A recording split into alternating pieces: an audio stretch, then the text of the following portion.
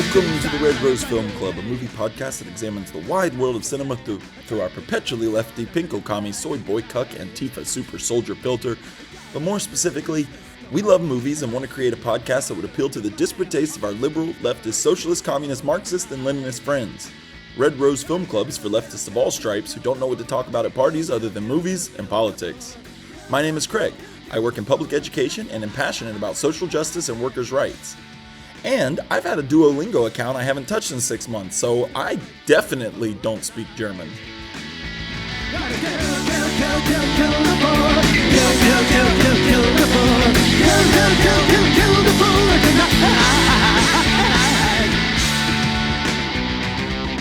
All right, welcome. This is going to be a new episode for us, a different kind of episode. One, because Hal is sick today, unfortunately. Hal is not able to make it in, but in Hal's stead, we do have two guests today. Our guests are from the I Don't Speak German podcast, Jack Graham and Daniel Harper. Welcome and thank you for joining us. Or I guess thank you for joining me. Yeah. Yeah. But let me just give a quick intro for you guys really quick.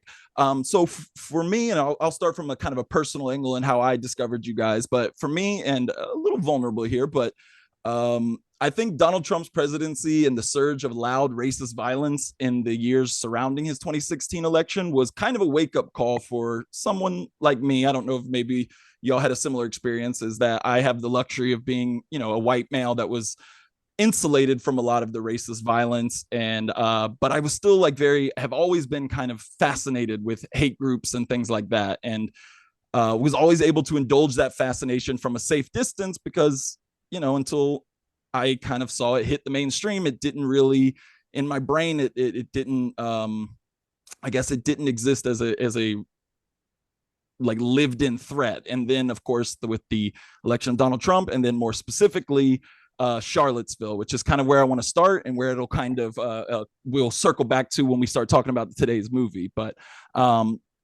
Charlottesville, for those that are unfamiliar, was the rally in 2017 in Charlottesville, Virginia, where a number of hate groups and right-wingers descended on the city, ostensibly to protest the removal of a Confederate statue, but more of a display of power for these kind of disparate hate groups on the internet.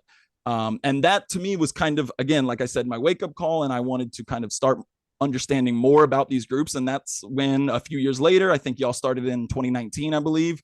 And that's kind of when I found y'all's podcast, I Don't Speak German. And you guys have done a lot of great work on the players behind Charlottesville and the Unite the Right rally. And I just wanted to start there because I don't know, how do y'all see that as far as my my maybe naivete of being somebody interested in hate groups and not as a younger man, not really grappling with the idea that they are still very real and a very imminent threat. Do you see that a lot with folks that you talk to about this kind of stuff, of kind of from in that same naive position?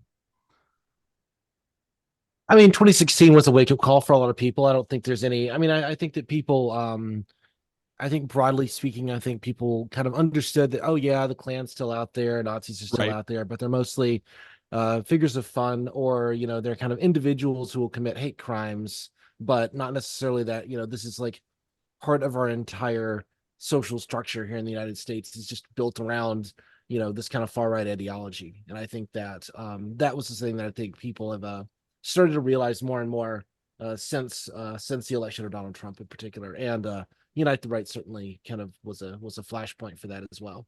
So yeah. Yeah, and I did want to mention, because it'll definitely come back up again in the discussion, that the Unite the Right rally basically culminated in a number of hate crimes, including the death of Heather Heyer, a counter-protester who was killed when a white supremacist named James Alex Field drove his car into a crowd of counter-protesters.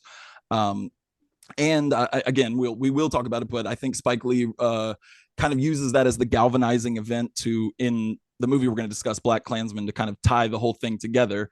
But before we get there, I did want to ask you guys just on an update as a listener of your podcast on some of the familiar faces that pop up a lot on your podcast, just to see what they're up to now. And I'm sure if there's any lasting memory of white supremacists being fucking clowns on Charlottesville, it's probably Chris Cantwell, the crying Nazi, featured in the Vice documentary and those things. Can you give me a update on what the fuck Chris Cantwell has been up to in the last couple of years? Chris who? Well, Sorry, Chris. Sorry, Chris, who's Chris, this? who? Chris? I don't know who. I don't know such a figure. No, we talk about him very regularly. He got out of prison. Sadly. He got out of prison after I think he served 2.5 years. He's on probation. He will soon be out of like he's got maybe another year, maybe 8 months or something in his probation. I don't think that's going to get vacated early for complicated internal reasons that he talks about incessantly on his podcast. But he is podcasting again. He is producing both his main production, The Radical Agenda, and now has a his like sort of family friendly, clean, hard right Republican version, which is Okay. Surreal Politique. Surreal Politiques, and that's so it's all under that brand. But he is podcast again. He sounds very similar to what he used to sound like. He has not grown or changed as a human being. Prison did not make him better. Although he has apparently quit drinking, but that's actually part of his Okay. probation. So but so no drugs, no drinking, but he is crazy about energy drinks. So he consumes like 10 Oh, energy drinks a day. Yeah. So oh, Jesus Christ. That yeah. okay. Well, that He explains some stuff he I says think he about wakes up him. in the morning. He says he wakes up in the morning and chugs an energy drink like first thing, and he records his podcast between 9 and 11 p.m. local time, and he's doing it live to he does it live. He takes calls. He takes live calls, and so he has to be like amped up as this like right wing shock jock, Jesus. and so he's doing energy drinks from the time he gets up to the time he goes to bed. And then I can't imagine how late he sleeps if he's or how late he stays up if he's like chugging Celsius until like 11:30 at night. Jesus Christ. That yeah, that I mean that explains his general state of kind of manic speech patterns and whatnot. It Who really from does. yeah. I know that a lot of the like groups from Unite the Right have kind of fallen apart in the years since. Who are the ones that are still kind of out there? Like I guess we'll run down some of them. There was Richard Spencer, who's now kind of lost a lot of his any sway or hold that he might have had. He's still out The one there. He that has his Substack, but he kind of the movement left him behind. They now think of him as an effete liberal because he voted for Biden in 2020 on the okay, logic that Biden would be a more efficient fascist than Trump. That we have to move past Trump and his like goofiness in order to have like a proper government again that can actually do the things that Richard Spencer wants it to do. So so how does Richard Spencer like Biden now that he is in office? I mean, I don't follow, he doesn't talk much about Biden. I think he just preferred Biden to more of the ridiculousness of Trump. I think that's sort of where he goes. And he thinks Gotcha. more in Okay. terms of like bigger picture things than just like which political candidate to support. But yeah, he's mostly a sideshow these days. He really does not like produce much content and he doesn't have a significant following. So Yeah. Are there who is there from Charlottesville that is still kind of a large influencer in the like right wing hate group spaces that is still kind of at the same level they were then? well, the people at the right stuff, two of the members of the right, or three of the members of the right stuff were at the Unite the Right rally. Were in kind of prominent positions. They were planning to give speeches. At least one of them was planning to give speeches.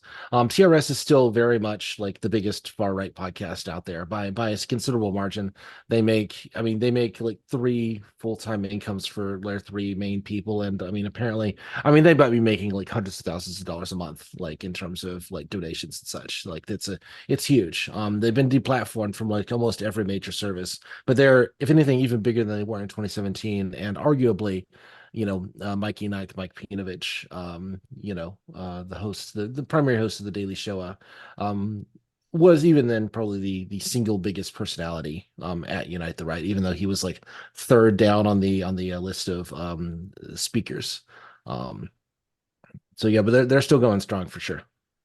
All right. Yeah. And We've for kind our of been listeners who might covering not their know the right recent stuff, political stuff, haven't we? In the recent episodes of our Right. show, the breakup of the NJP and Yeah, so they started a quote unquote political party, which was actually just a limited liability corporation and not a registered political party.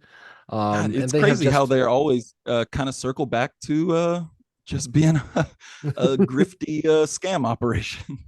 well, the justification was on their level. I mean, and it makes sense is that like if you're a political party, you can't take donations above a certain level without like revealing the names of the people. Right. And like the people would not donate to a national justice party above whatever that very small number of dollars is, if they had to dispute if they had their information disclosed. And so the only way to do it as a like a running concern, the only way to be racist and collect money is to do it through an LLC. And even then you've got to jump through certain kinds of hoops. But yeah, so that and I buy that justification. I mean, they didn't the NJP wasn't created to get more money out of people. They're already getting tons of money out of people. They were trying to like organize and build some kind of like political group. And But the internally in the movement, people will say, "Oh yeah, it was just a grift. It's just them trying to get donations." It's like, do you know how much these people make already? Like right. Yeah. Um, oh, I'm so sorry. Can you guys hear my dog howling in the background? Hopefully that's not No, coming through too much. Okay, great. no. We're having I I mentioned can't. to Jack before we started recording, but we're having a bit of a pet emergency that my wife had to run one of our other dogs out for, and now the leftover dog is just howling in the background. So I was trying to make sure that wasn't coming through. But No. um awesome. So usually around this time in a podcast, Hal will ask me what kind of movies I've been watching lately. But since Hal's not here, I'm going to go ahead and take over for her. And I want to run one by y'all that I just watched this week. It's a movie that Hal saw several weeks ago, and we've been dying to talk about. And I wanted to ask if you guys have seen it, but I just saw The Zone of Interest. Have either of you seen The Zone of Interest yet? I haven't seen it, but I've been following the recent controversy about the director making his speech about Gaza at the Oscars and about how horrified mainstream respectable opinion has been by him daring to have that opinion. But no, I've read some reviews of the film and it does sound interesting. It's definitely one I want to get to. Yeah, definitely me as well. I feel I'm in kind of the same boat. In fact, just a couple of weeks ago, I recorded a Patreon live stream, and talk got to be to movies and stuff, and people were like, "Oh, have you seen Zone of Interest?" And I couldn't even place the title on the first. Yeah. I realized that like I don't watch like TV anymore. Most of what I watch is like from a like paid streaming service, and I pay enough so I don't Uh-huh. watch ads, and then I pay for YouTube Premium and I don't watch ads on that. And so I just never see ads anymore, which puts me in this like very weird place of like I just don't know what's out there until it like shows up on my like, Twitter feed. And that's been just a Yeah. And complete shit show for the last, year or so as well. So I'm just completely out of the loop on like 99% of like what's in pop culture these days.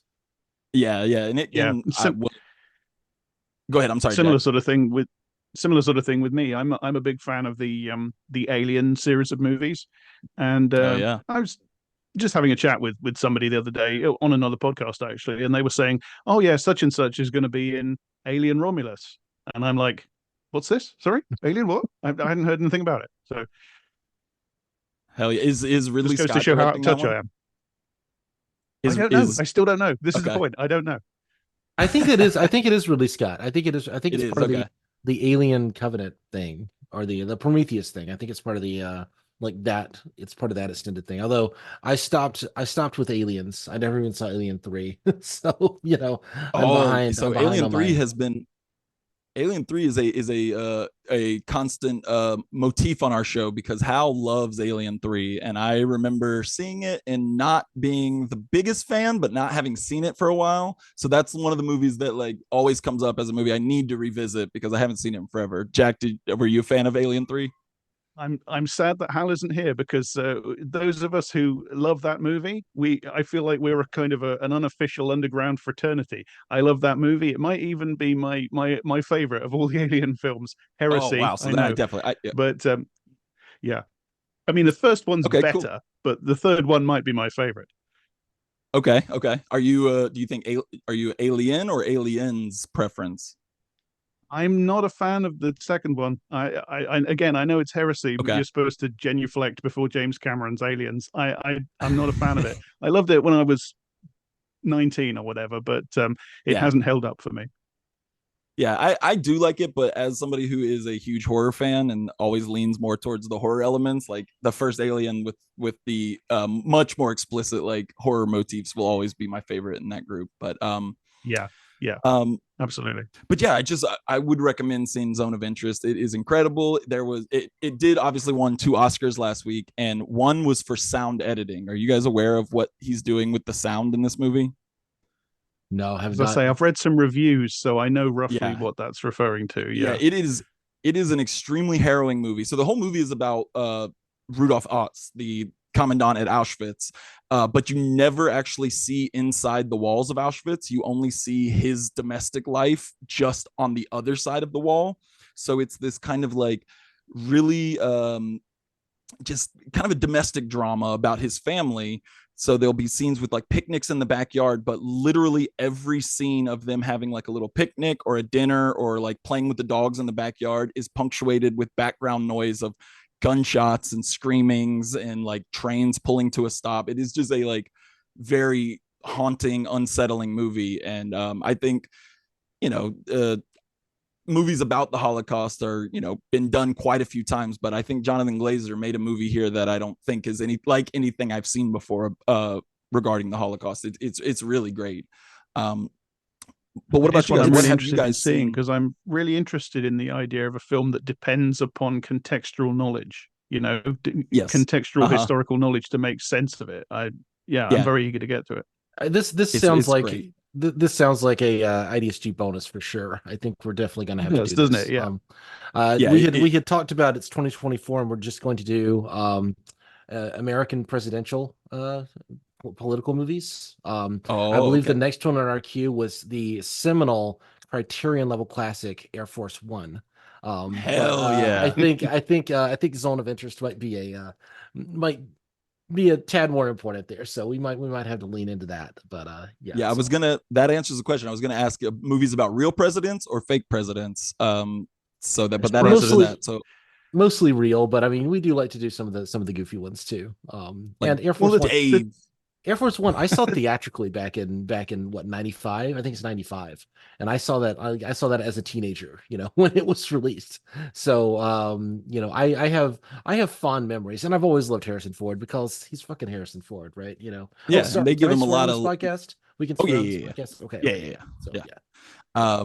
Yeah, that movie Yeah. is great. I wore out my VHS copy of Air Force One as a teenager because I just fucking love "Get Off My Plane" and him growling all of his patriotic action movie lines. Um, but I was gonna ask y'all, what are some movies that you have seen lately that you either liked or maybe didn't like? This sounds like it's Daniel, do leading you want to go somewhere. first? I think we pre-gamed this one just a little bit before you came on there, Jack. We just recently did a another Patreon bonus episode about a movie, and it was on a certain Best Picture winner from Uh huh. this year. So you think you know what we're saying? Yep. Yep. Jack, would you like to summarize your feelings about Oppenheimer for this audience? It's the strangest thing, but until you started talking, I was thinking, what's he talking about? Because Oppenheimer had just kind of completely drifted through my head, like in one ear and out the other. It made basically no impression on me at all, except that I mean, the first thing about it, the main criticism above all else, above all the politics and everything, is it's boring. I was just bored to Okay. death. Um, Politically, I I think it's pro war crime propaganda. Basically, I mean, what else is there to say? Yeah, I know the second half of the movie is them a bit trying to reckon with the his life after making the bomb, but I don't think that half. I will say I did like the movie quite a bit, but I do think that second half of the movie is not as strong as the first half, where they are trying to rectify or at least show Oppenheimer reckoning his own, I guess, beliefs with what he's created and what he's built, and it isn't as effective as the first half, for sure. Um, what did you think of Cillian Murphy's performance as Oppenheimer? I mean, it was fine. Again, it Okay. made very little impression on me. I have to Okay. say. We talked last week about the Oscar winners, or on actually an episode that just came out today because we recorded a little bit before. But we did mention the Robert Downey Jr. performance as being one that we both really really liked, and not and neither of us being huge fans of Robert Downey Jr. Did you like his kind of his villainous performance in that? You I'm mean not a which scene in which he chews scenery until yeah. until there's cardboard coming out of his mouth? Did you Fair, think fair. was genius? I will say, Daniel and I have kind of had this argument before. I remember when we did a podcast about Zodiac. We kind of had the is Robert Downey Jr. a good actor or not Yeah. conversation, and I have to admit that he is skilled in certain ways, like uh-huh, his performance in Chaplin, where he mimics Chaplin's comedic performance, body language, uh-huh, and stuff like that. Some of that is absolutely brilliant. As an actor per se, I find him hammy, and never more so than in. I mean, I think he's hammy in Zodiac, and he's never more so than in Oppenheimer, as you say. Although it did liven it up a little bit, I Yeah. suppose, to have this yeah, sudden okay, Marvel comics. Ironically, he's trying to do this big serious role and get away from the Marvel movie thing, and yeah, he ends up doing a Marvel villain rant in this big serious 3 hour movie about a scientist. And I suppose that did liven things up a bit. okay, yeah, I quite liked the buddy cop movie between Matt yeah. Damon and Cillian Murphy, as where Oh yeah, Matt yeah. Damon is Leslie Groves, and they just kind of in the middle of the movie they're just suddenly just like goofing around. Like Matt Damon looks like he's acting in a completely different movie from like everybody else, and that was refreshing, to be quite honest. I don't know, like I'm not quite as down on it as Jack is. There were bits of it I enjoyed. Uh-huh. The big boom sequence, the actual testing of the Trinity, that's an effective sequence. It's well made because of course it's well made, but Yeah. I think Nolan, and this is not true, I've seen a lot of Nolan's earlier stuff. I've seen Following, I've Uh-huh. seen sorry, I forget all the early ones, but I've seen a lot of his early stuff. I've even seen his take on Insomnia.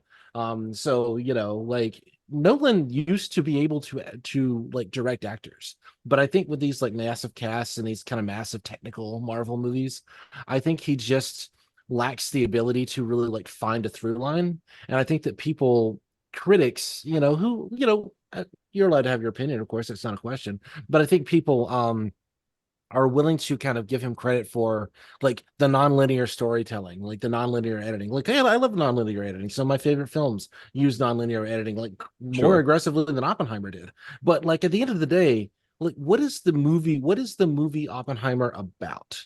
What's the beginning and end of Oppenheimer? And the answer is this guy, Louis Strauss, got kind of pissy because Oppenheimer snubbed him one day because he thought Yeah. Einstein convinced him to snub him one day. That's the end of the movie. Like that's the story we've been telling for the last 3 hours. And I'm just telling you, you don't need to do the atomic bomb for that story. Like you don't need Right. Yeah. all the interesting stuff that's like how Los Alamos was built and all that sort of thing, which is both accurate and not. There's a lot of accuracy there, but there's a lot of like Richard Feynman is a character. Jack Quaid plays Richard Feynman in the movie.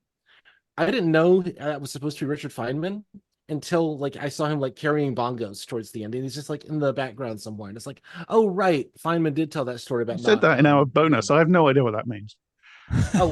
Richard Feynman played bongos. Like he was well known. He was a eccentric, nerdy hacker guy, and so like he played the bongos. He would take out the bongos and play the bongos in between like experimental setups and stuff. He was just known for that. He was known Huh. for that for the rest of his life. Huh, Well, that interesting. was I completely didn't. lost on me. Yeah. Yeah, Well, as as was me. Yeah. if only there was a movie that could tell you those things. We need a sequel to Oppenheimer, the Bongo sequel. Yeah. I will shout it out because every time Robert Downey Jr. comes up, I do preface that I also am not a huge fan of him, but there was a movie in the 2000s called Kiss Kiss Bang Bang. Have either of you seen that? I have seen that. It's very good. Yeah. Yeah, I I mean, love that's that that's movie. arguably the role that gave him Tony Stark. Like Yeah, yeah, yeah. that was yeah. Go ahead. And I like it because he's almost playing against type because I really don't like Robert Downey Jr.'s kind of like ha ha, like he's kind of like too cool for everything. That's kind of how he plays it. And in Kiss Kiss Bang Bang, I think that's the one movie where they use that well, because it makes me feel like Robert Downey Jr. is an asshole in most of his movies, and Kiss Kiss Bang Bang is the only one where they're like, yeah, we're good. He's an asshole. He's supposed to be an asshole acting like this, and I like it quite a bit. Um, yeah, were anything else that you guys have seen lately that you wanted to discuss or that caught your attention?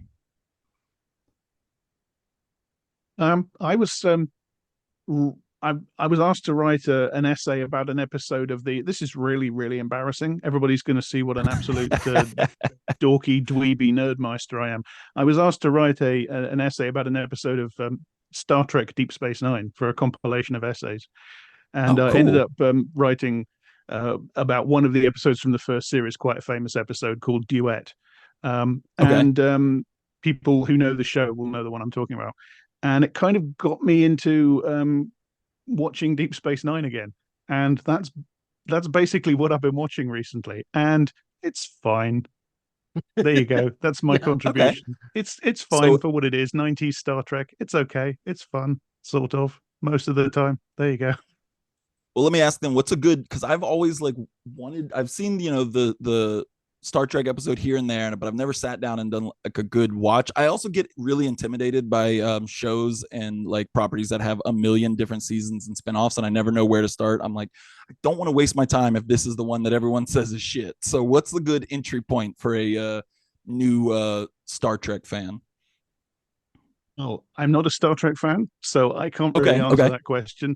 Um, okay, I mean, I'm a fan in the sense that I used to watch it in the 90s when it was on TV, most of it anyway, and I still have a kind of an affection for a lot of it. I think sort of Deep Space Nine is probably the best of that type of Star Trek okay. 90s TV Star Trek. So yeah, start with series. If you've never seen any Star Trek before, you'll find some of it confusing, but you'll cope, I'm sure. Okay, cool. Um, I good grew up deal. with Star Trek kind of the way he did. I'm a couple of years younger, but we're both comfortably in our mid 40s at this point. So, we just have to admit that we're becoming old men.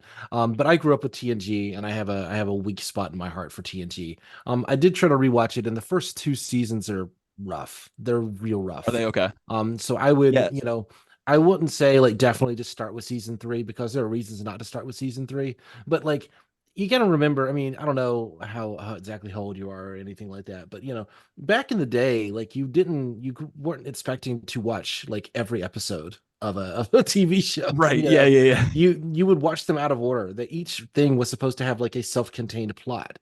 And I still really prefer like TV shows that at least like gesture towards that, as opposed to That structure. where Yeah, you're yeah, yeah. watching, where you're signing up for 10 seasons or whatever, where it's supposed to be like kind of an ongoing narrative. I Right. do, I don't know, I have my problems with like modern TV. But yeah, like TNG you could definitely start with, or even Deep Space Nine is much more serialized than TNG, but TNG you could start with kind of anything that looks interesting and just kind of go from there. Like you can watch them out Okay. of order, and you're not gonna lose a lot. I mean, the relationships change subtly, like there's some romantic subplots and stuff that kind of happen, but you're not really gonna like find yourself like completely out to sea if you play around with and watch them out of order. It's perfectly fine.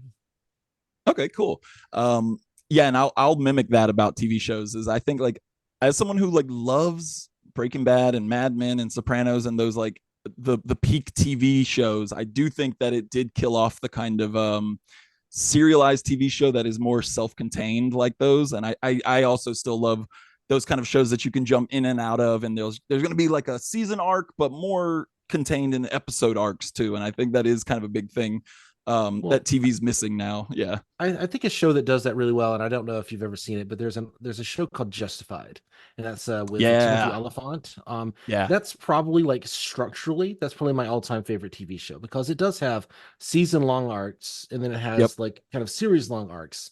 But then each episode is also a self-contained story, and so one episode might be, oh, this character is running from the law, or this guy is looking to kill that guy, or whatever, and you might have, but there's a complete story being told in each episode, and Yeah. that's aggressively difficult to do. And I think Justified does it about as anything. It's also complete propaganda from start to finish. But we're going to be talking about BlackKklansman soon, so Yep. that's not Yep. going to a Yep. topic that is not going to come up again. So Yeah.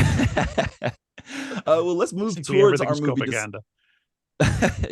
Honestly, I oh, this is a tangent, but that's okay. I used to be a really big fan of the shows of Mike Schur, like The Office and Parks and Rec and Brooklyn Nine-Nine. And now Brooklyn Nine-Nine I can't touch at all with a 10-foot pole. And Parks and Rec, which was at one point like my favorite show of all time, I can't watch anymore. And I think it is that like liberal sense of like if the right people are doing in the right jobs, then the world's going to be just fine. And I think we've learned since the premiere of those shows, like emphatically, no, that's fucking wrong. The world, we are systemically fucked in those shows. I just I like, mean, I still think they're funny, but I can't approach them anymore. it speaks volumes that Leslie Knope's like big horn on in Parks and Rec is literally Joe Is Joe Biden. Biden? Is Yeah, literally yeah, Joe yeah. Biden. God. That is a show I still have a great fondness for. I will sit and I'll rewatch some Yeah. Parks and Rec every now and then. There are some that are like not there for me, and I think it falters towards the end. But yeah, Parks and Rec is like I have a weakness for those characters. I can still that's Oh, one I can still watch and just go, yeah, this is liberal propaganda, but like I can look beyond that, you know. But yeah, yeah.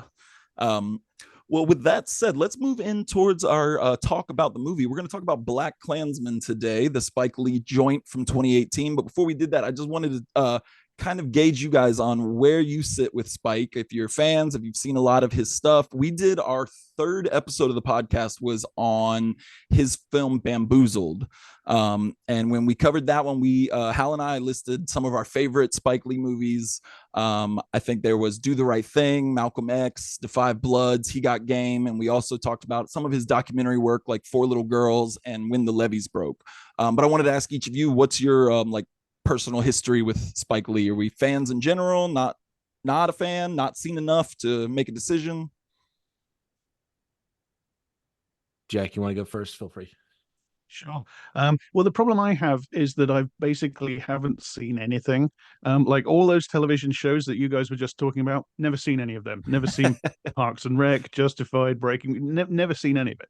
And I've barely seen any Spike Lee. I saw Malcolm X. I saw Malcolm X at the cinema when it came out.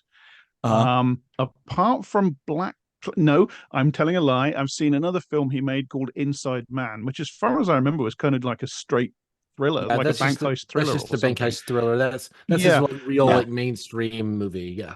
Yeah, yeah. that he was a That hired was he was like a hired director for that one. That was like a studio one that he I don't believe he wrote or had anything to do with the writing. He just was hired. I do quite like Inside Man actually because it brings a weird Spike Lee element to like an otherwise pretty straightforward like bank heist movie. it's from that weird era where Hollywood was kind of trying to make Clive Owen happen, and Yeah, it's okay. never quite Yeah, took it is off. good. Yeah. He never quite took off exactly, but yeah, he's good in it, and I enjoyed it. Uh, As I say, I saw Malcolm X at the cinema when it first came out, and I found that okay. okay. But I think that's it. So I can't really claim to, and it's not because I have anything against Spike Lee as a director, or it's not even lack of interest. It's just that I basically haven't seen anything. So that's my alibi. And Daniel, what Yeah. about you? Sure. So I am at that exact age in which a lot of the Spike Lee the early kind of like the Spike Lee stuff, like you know, Jungle Fever and kind of that era Uh-huh. is just sort of was just sort of omnipresently on. And so I'm sure I have like seen most of those movies without ever having like sat down and watched them, but they didn't like give me I wasn't I wasn't educated enough in this kind of stuff and I wasn't like kind of aware enough to really, like give them too much attention, you know. I think there was also like during that period there were a number of African American filmmakers who were sort of like making big movies about the problems of, African American youth and that sort of thing. And so I think it kind of I would love to revisit some of that. I have seen She's Gotta Have It. Okay. Like his first, I saw it on like IFC back when IFC was a thing. So this would have been, 98, 99. So I saw it like older than that, but still like Uh-huh. long enough ago that I don't have really clear memories of it. I saw Do the Right Thing. I've seen Do the Right Thing a couple of times. I really like Do the Right Thing. I think that's I by love far Do my the Right Thing. favorite. That's by far my favorite thing he's ever made. But That's my like favorite of his as well. but then I was looking at the like it was on your list of questions, and I started looking at the filmography, and I'm like, oh right, like there are some of these I really wanted to see, like 25th Hour. Never seen 25th Hour. Never seen Summer of Sam. Really wanted to see Summer of Sam. You just always you get to a certain point in your life, and you're just like, oh, I put it on my list. I'll watch it eventually. And then like 15 years pass, and you go, how have I never seen that? But like Yep. it's a lot of the later period stuff I've just never seen. I did see BlackKklansman because I was interested in the and how Spike would like cover this story Uh, because this was released like almost a year to the day after the Unite the Right rally, and yep. that scheduling was intentional. And of Yep. course, the final shots of the film are literally taken from the footage from the like literally the YouTube videos, the live streams from Unite the Right, where make up the Uh-huh. final 2 minutes or so of this film. So you know we can talk about whether we think that's a reasonable thing to do or not when we discuss the film in more detail. But yeah, so I definitely was interested in that, and so I did see that theatrically. But I haven't approached any other stuff. So, but you always want to go back and look at all this stuff. I would like to. I don't think I've ever seen Malcolm X all the way through, and I think that's one that it would at least be interested in watching it just to kind of see what the hype was about. And Yeah. obviously Denzel Washington, big fan of Denzel. And of course his son is in this one. So Yep. Yep. And I'm glad you shouted out Summer of Sam, because I feel like that is one that quite often is a Spike movie that's not among the favorites and gets maligned quite a bit. And I love Summer of Sam. It's so fucking weird. It's like one of his weirdest ones. It's ostensibly about David Berkowitz, the son of Sam killer, except not really about that at all. It's just it takes place in New York during the time of the Summer of Sam, and it's just kind of the like cultural malaise of a bunch of like young folks in New York at the time, while this is happening, and it's really weird. Also, like slight spoiler alerts, but he does something that I think is a huge risk in that movie, and it could be like one of the dumbest things ever committed to film, but he does it in a way that I think really works, and that he shows the dog talking to Sam Berkowitz, and I think that is a choice that really helps the movie that's quite a bit. That I that's respect. that's certainly a choice. That's Yeah, yeah, yeah. that's yeah. I'm gonna have to withhold doubt until I can see the film because I know that's a thing that happens, and I'm just kind of like, yeah, I don't know. In 1999, oh yeah, that strikes me as a yeah. I'm gonna withhold judgment. I'm gonna withhold comment Yo, until I can see it 100%. myself. Yeah. So, but And I will again shout out his documentary work. Especially, I love When the Levees Break, which is a Requiem in 4 parts, which is like, I think all told, like an 8-hour documentary series about Hurricane Katrina, and more specifically, the failures of the US government in um, building and maintaining the levees, leading to more and more destruction. But it is fantastic. And several years later, he did a follow up. I'm struggling to remember the name of it. Oh God, if God willing, and the creek don't rise, which is kind of a like looking back, a number of years later on, how has New Orleans recovered since. I mean, both very bleak, but really, really good documentary work there. we can't handle bleak, and I don't speak German. There is no. It's all Yeah, sunshine and rainbows. that's I was For gonna. yeah. I apologize for even bringing it up, honestly. Yeah. Well, yeah. So let's go ahead and get into BlackKklansman. And before we do, I do want to give a little context. Kind of, the movie is obviously centered around the Ku Klux Klan, and I just wanted to give some brief context to Ku Klux Klan and what's happening in the movie. So the Klan came into being specifically as a reaction to the Emancipation Proclamation and the liberation of Black slaves in America. At the end of the Civil War, the United States went into a period of reconstruction, rebuilding the country from the ashes of war. Part of that reconstruction attempted to redress some of the wrongs done to former enslaved people, including the famous unfulfilled promise of 40 acres and a mule to every formerly enslaved person. Also worth noting that unfilled promise of 40 acres and a mule is the namesake of Spike Lee's long-running production company. But many white Southerners saw Reconstruction as an imminent threat on white people's hegemonic control of US politics. And the Ku Klux Klan was formed with the express purpose of protecting that white hegemonic control. The Klan's original purpose was explicit: terrorize Black Americans to dissuade and physically prevent them from exercising their newfound freedoms, limited as they were. However, Reconstruction was effectively killed when President Andrew Johnson reversed a lot of those plans. And by the late 1870s, talk of reparations had stalled, and instead the U.S. Came up with a bunch of patchwork local ordinances and state laws known colloquially as Jim Crow laws.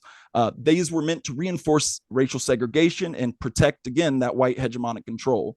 And with that, and with the forceful reemergence in de jure discrimination and racism through the spread of Jim Crow laws, the Ku Klux Klan quieted down a little bit at the end of the 19th century. Fast forward 50 years or so into the 1910s and 20s, where Jim Crow has been the law of the land for a half century, and Black Americans resisted it boldly with social unrest and protests. And because every racist organization exists only as a reactionary force against progress, the Klan saw a heavy resurgence. But whereas the original Klan that formed in the wake of the Civil War was comprised of smaller terroristic cells, the second wave of the Klan saw an explosion in both membership and popularity. The Southern Poverty Law Center site has a lot of good info from that, and I just want to read just a brief excerpt from that.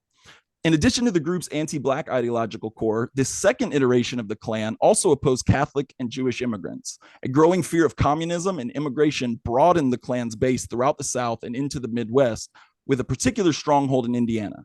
By 1925, when its followers staged a march in Washington, D.C., the Klan had as many as 4 million members and, in some states, considerable political power. And capitalizing on the reactionary fears of communism and immigrant groups, the Klan saw an explosion in popularity. And then Hollywood got involved, which will definitely come back up in our discussion of BlackKklansman as well. D.W. Griffith's 1915 film, The Birth of a Nation, adapted from the 1905 novel The Klansman by Thomas Dixon Jr., was a wildly popular film depicting the Ku Klux Klan as heroic defenders of white purity. In the film, Black folks, especially Black men, are depicted as violent, predatory mongrels. The film's most infamous scene sees a young white woman stalked and chased by a snarling, growling Black man, really a white actor in blackface. And eventually the white woman is cornered on a cliff, and rather than subject herself to the implied violence of the Black man chasing her, she throws herself from the cliff. The film was a wild success. Even the US president, Woodrow Wilson, showed the film at the White House, praising it as history written in lightning. In the early 20th century, the Klan, now more popular than ever, has fully reemerged, but with the same original purpose: terrorizing Black Americans and discouraging them from participating in democratic processes. Between the years of 1915 and 1972, the year in which BlackKklansman is set, the Klan was responsible for all manner of devastating violence in the name of white supremacy. The Klan became synonymous with Southern lynch mobs, bombings, and other terroristic activities. The SPLC's Civil Rights Memorial in Montgomery, Alabama, commemorates 40 individuals who were killed for standing up for civil rights. The Ku Klux Klan has been identified as the culprit of at least 14 of those 40 murders commemorated there. So with that brief pretext of the Klan, let's dive into Spike Lee's BlackKklansman, the true story of well, let's say mostly true-ish story of a Black Colorado Springs detective, Ron Stallworth, who successfully infiltrated a Colorado chapter of the Ku Klux Klan. So I just want to begin by asking you guys, what were your initial thoughts? Are we fans, not fans? How do we feel about the movie just overall before we dive into kind of the plot points and things like that? I think Chet should go first again. I think I have the most to say, so but okay, cool. Yeah, sure.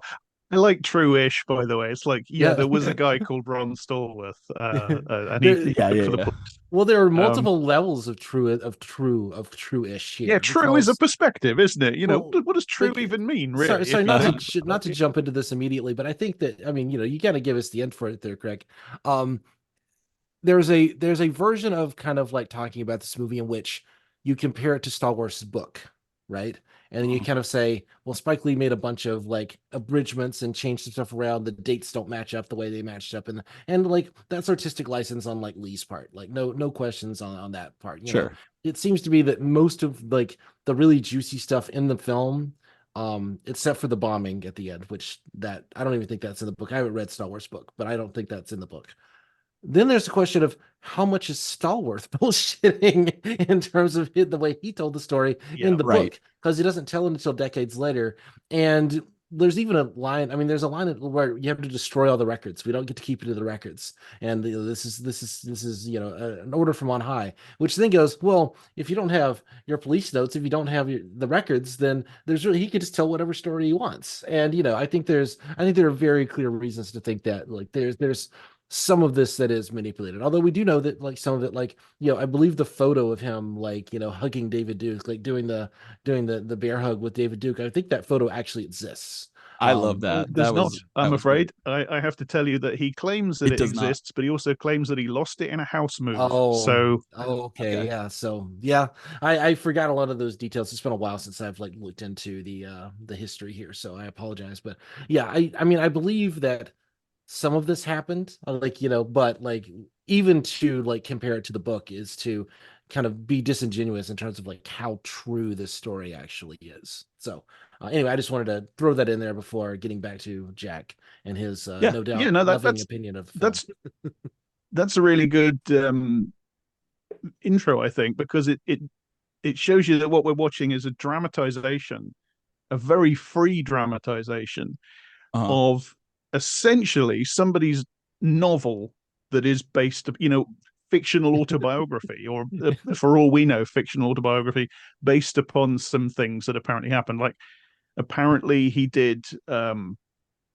join the Klan under his own name, and apparently he did have phone conversations with David Duke, and apparently at least one, possibly two officers from that police department did infiltrate that cell of the Klan, and stuff like that happened.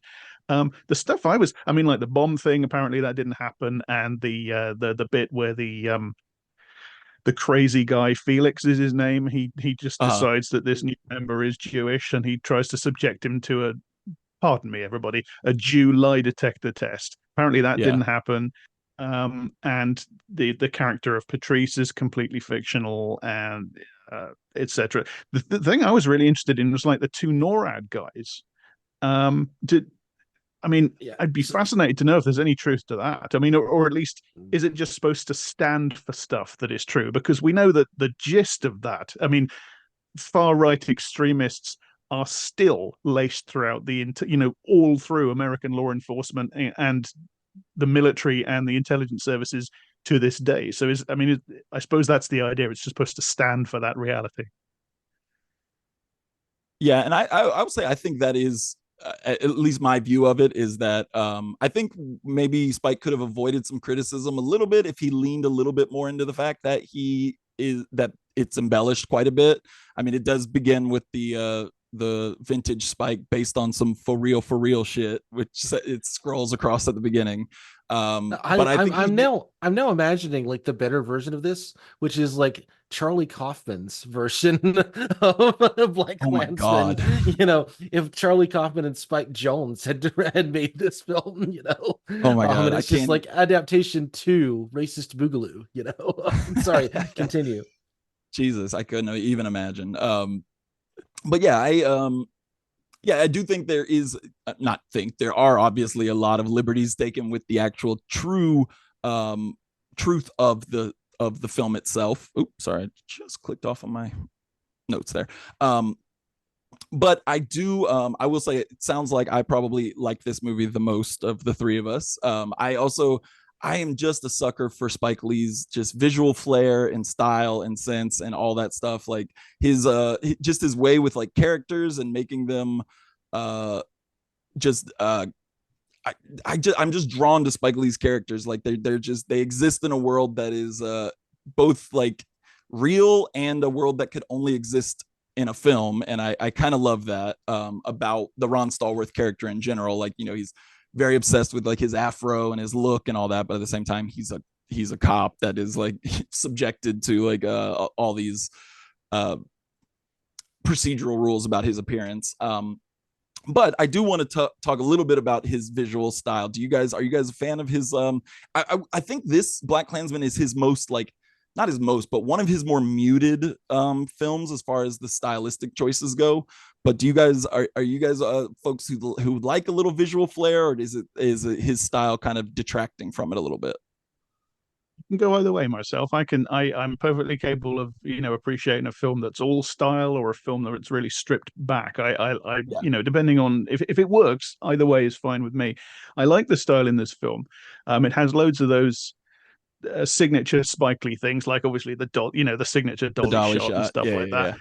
And I mean, I'm probably going to be like the grey, drizzly rain cloud here. I'm probably the one here that liked it the least.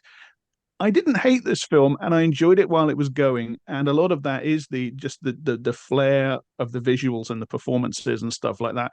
And I think that's kind of the film's escape switch, kind of, because for all Uh-huh. my criticisms of it, it is very it's right out in the open from the start in announcing to you that this is about cinema. Essentially, Yep. it's almost like a metafictional film about cinema in many respects, because it starts with like this section from Gone with the Wind, and then you have Yep. the fake 50s Klan public information film with Alec Baldwin Alec being Baldwin.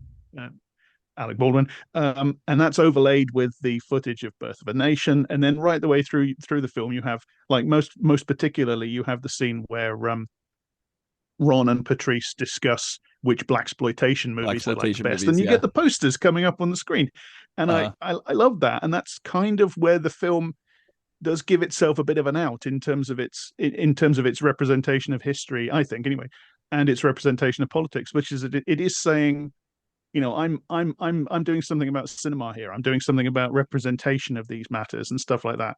And I like Spike Lee's visual style. My favorite bit of the film is the bit with the Kwame Ture lecture oh where yeah. Ron Oh yeah. goes to, I love what he says in that lecture, and I love the Yeah. concentration upon the faces in the audience. Spike Lee loves black faces. Spike Lee loves to show us, he shows us how much he loves black faces, and that's that section where you have these, like, Queen Bohemian Rhapsody, black faces of the audience Yeah. dissolving and appearing alongside each other and moving in and out of focus. It's gorgeous. It's gorgeous. Mhm. Yeah, I love the Kwame Ture bit as well, and I love specifically John David Washington's performance in that scene, because that's where well, I mean, he's doing this the whole movie, where he's straddling basically being a cop but kind of agreeing with the shit that he's supposed to be, like, undercover monitoring, and he never vocalizes it so much, but in the scene with Kwame Ture, I think he really really plays it well as a guy who's like struggling with two sides of himself in that sequence, and I like that quite a bit as well. Yeah, no, Um, the classic sequence for sure.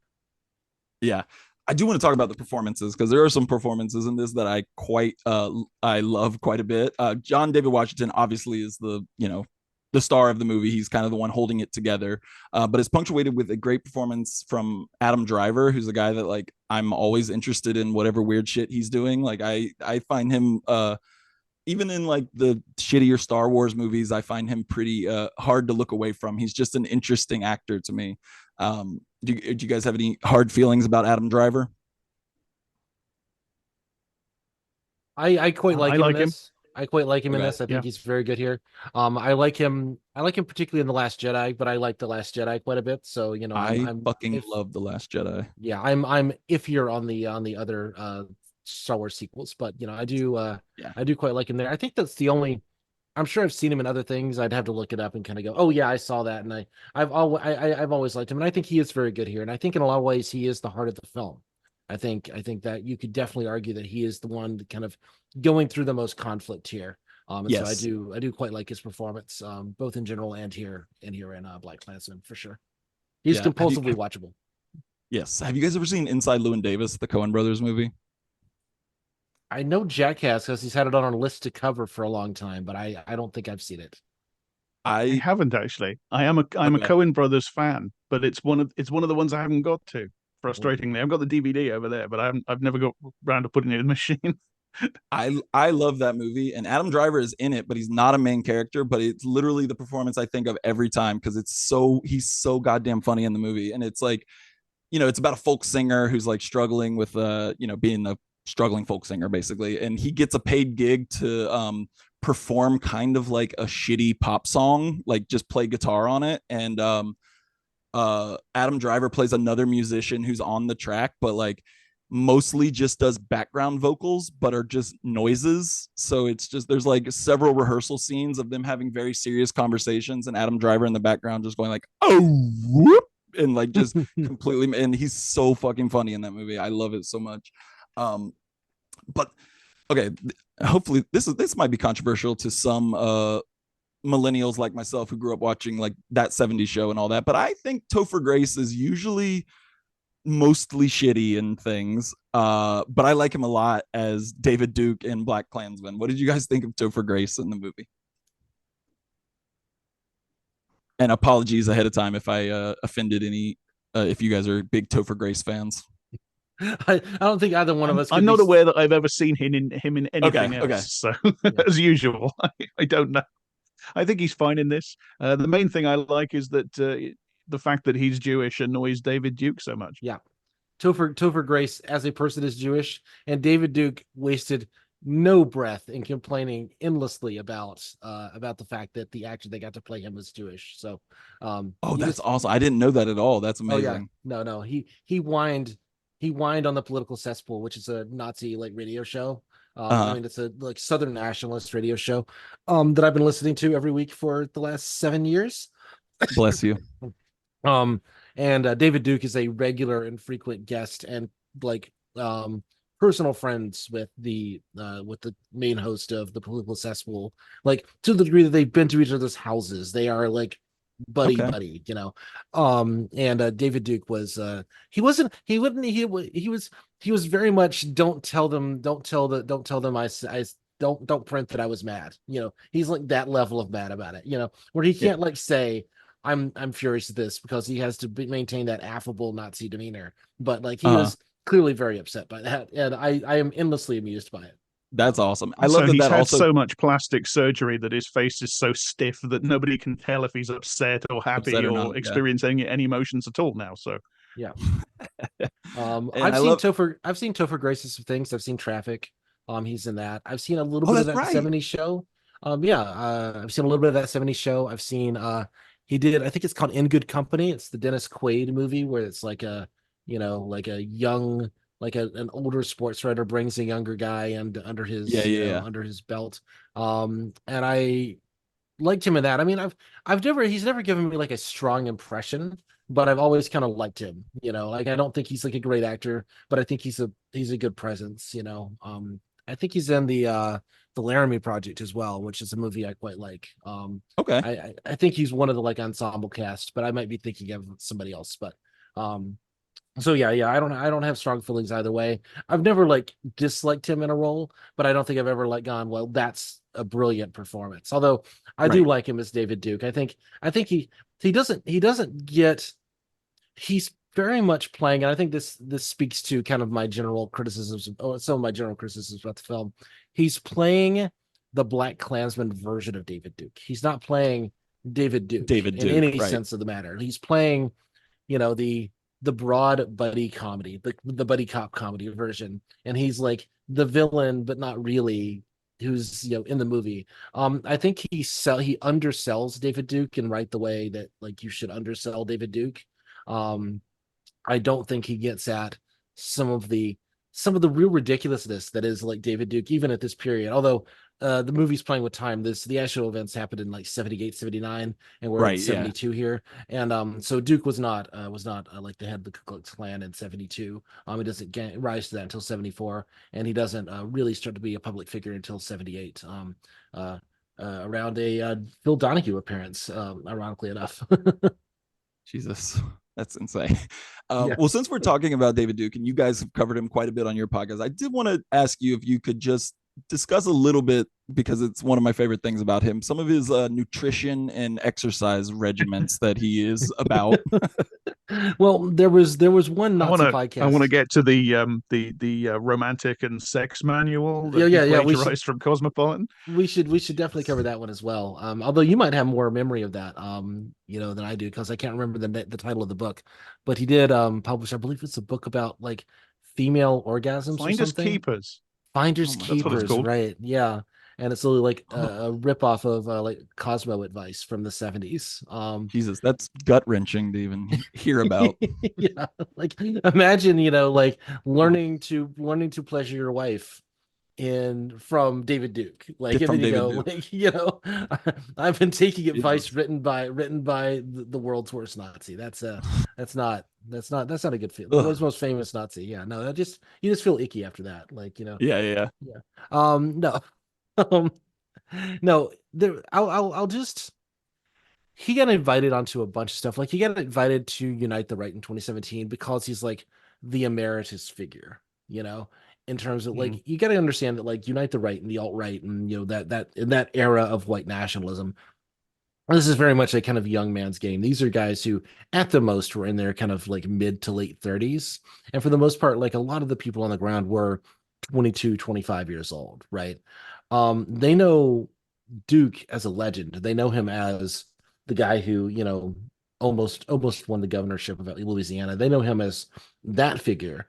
Um, and so they would invite him onto their shows and they would like give him they talk to him about like oh, so I hear you're into like physical fitness and stuff. And then David Duke, prompted only by a question of that like level, speaks for an hour about fasting regimens and about exercise. And he's doing the very like old man, I'm 85, I'm however old David Duke is, I'm 80 years old. And I'm telling you young whippersnappers, you just need to, get in shape and you got to like exercise. And this is the way you got to do it. And you just got to get your reps in, your strength in. And I don't even have like a clear memory of exactly, like nothing sounded that off the wall. Like he's not doing like the all bleach diet. He's not doing like the all meat diet. He's not like Jordan Peterson, but it's just, he's very concerned with like fiber and like stuff that's in your food and the all of the that kind of stuff. And it's like it's like his obsession in life now is like to you know be more physically healthy. Well, the man, I mean, he looks like Skeletor. Yeah, like, yeah, he's a that the part about him writing a sex book I still haven't quite gotten over, but not I not the actually worst book, not the worst book he's written. I listened to yeah, actually I listened to his autobiography. That's right. How long Jesus was that, Christ. Daniel? How long did that That was last? 13 The hours. audiobook? Was it 13 hours? It Oh was my more than that. God. It's like 20 hours or Don't get something. it wrong. No, Don't get it wrong now. no, I got it wrong. That's right, because I got it wrong when we first recorded the episode, and then I was corrected gently on Twitter, and then I had to do, and then it was like, well, no, clearly you clearly didn't actually listen to it. I have blocked out the memory of Proves like that that. you don't Yeah. know anything. The Yeah, fact that no. you got that wrong Let by me. like an hour and a half. And so not only is his autobiography insanely stupid number of hours long, but when he reads the audiobook, he's like reading the book and then like interspersing little corrections and stuff while he's reading it, like in the same Oh, tone of good. voice. And so he's going through it. He's going like, he'll read, the black crime data for 1997 with such and such. It's like, and now that's been updated in 2012 because, da da da da da da. And like, it's just internal, unlistenable radio. He has no like radio presence for doing this stuff. He has media charm. Don't get me wrong. Like you can watch like Right. old interviews of his, and he has his wits about him. That's why he was so dangerous. But yeah, no, it was interminable listening. It was absolutely horrible. I would have to like, it was split up into chapters, and I would listen to other things in between the chapters just because I could not take it sustained for for longer than. And I was listening to it at like 2x speed or something. No, it's yeah. So I have subjected myself to way more David Duke than any person ever should subject Ever. themselves Yeah, to. yeah. Yeah. I was like, in 2016 accidentally found myself in the midst of a David Duke event, and it was a few days after the 2016 election, and my wife and I live not too far from New Orleans, a city that we love, so we try to visit as often as we can. And so we had a planned trip to New Orleans in the days after the 2016 election, which also coincided with a lot of the protests about Confederate statues.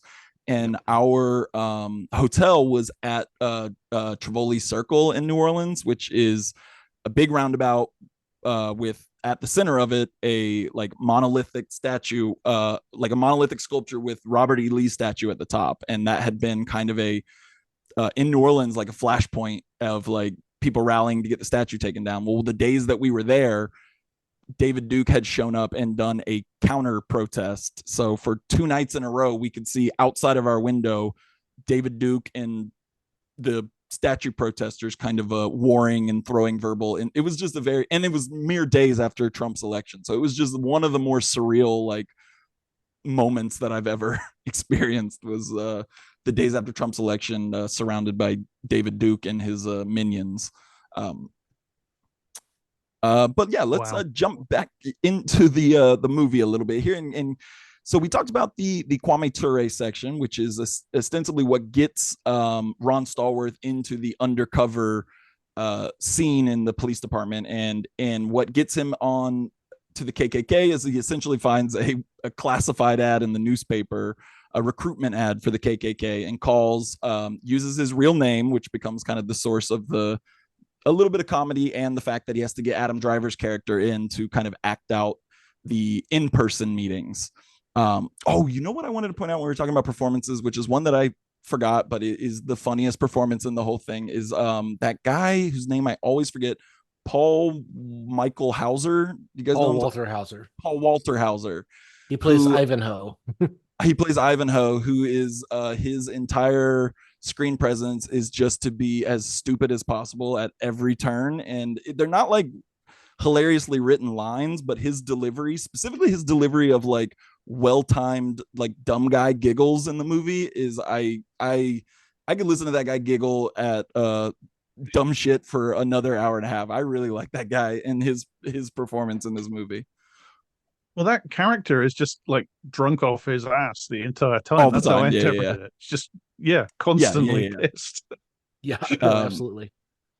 Well, and you do get these kind of dumb fucks in these kind of things. I mean, you can see like one of the things, one of the things I do like about the film, and I think the strongest, like, I don't know if you want to say realism, but the thing that like sort of sells it to me and makes this more than just like fucking propaganda is the fact that the internal dynamics of the Klan are pretty accurately shown, and that you've got this kind of like central leader figure who is kind of flanked by sort of the actual like wannabe terrorists on one side and the absolute chuckle fucks on the other, and he has to somehow keep all these people together. This is a dynamic that like shows up over and over and over and over again in these groups. Like it is just omnipresent. And so the fact that is well done as it is really makes this like a kind of like, it's a useful watch. I think anybody interested in these topics, I think it is a useful watch just to get that, because that rung very, very true to me in ways that it's hyped up for comedy. It is played for laughs. It is played for,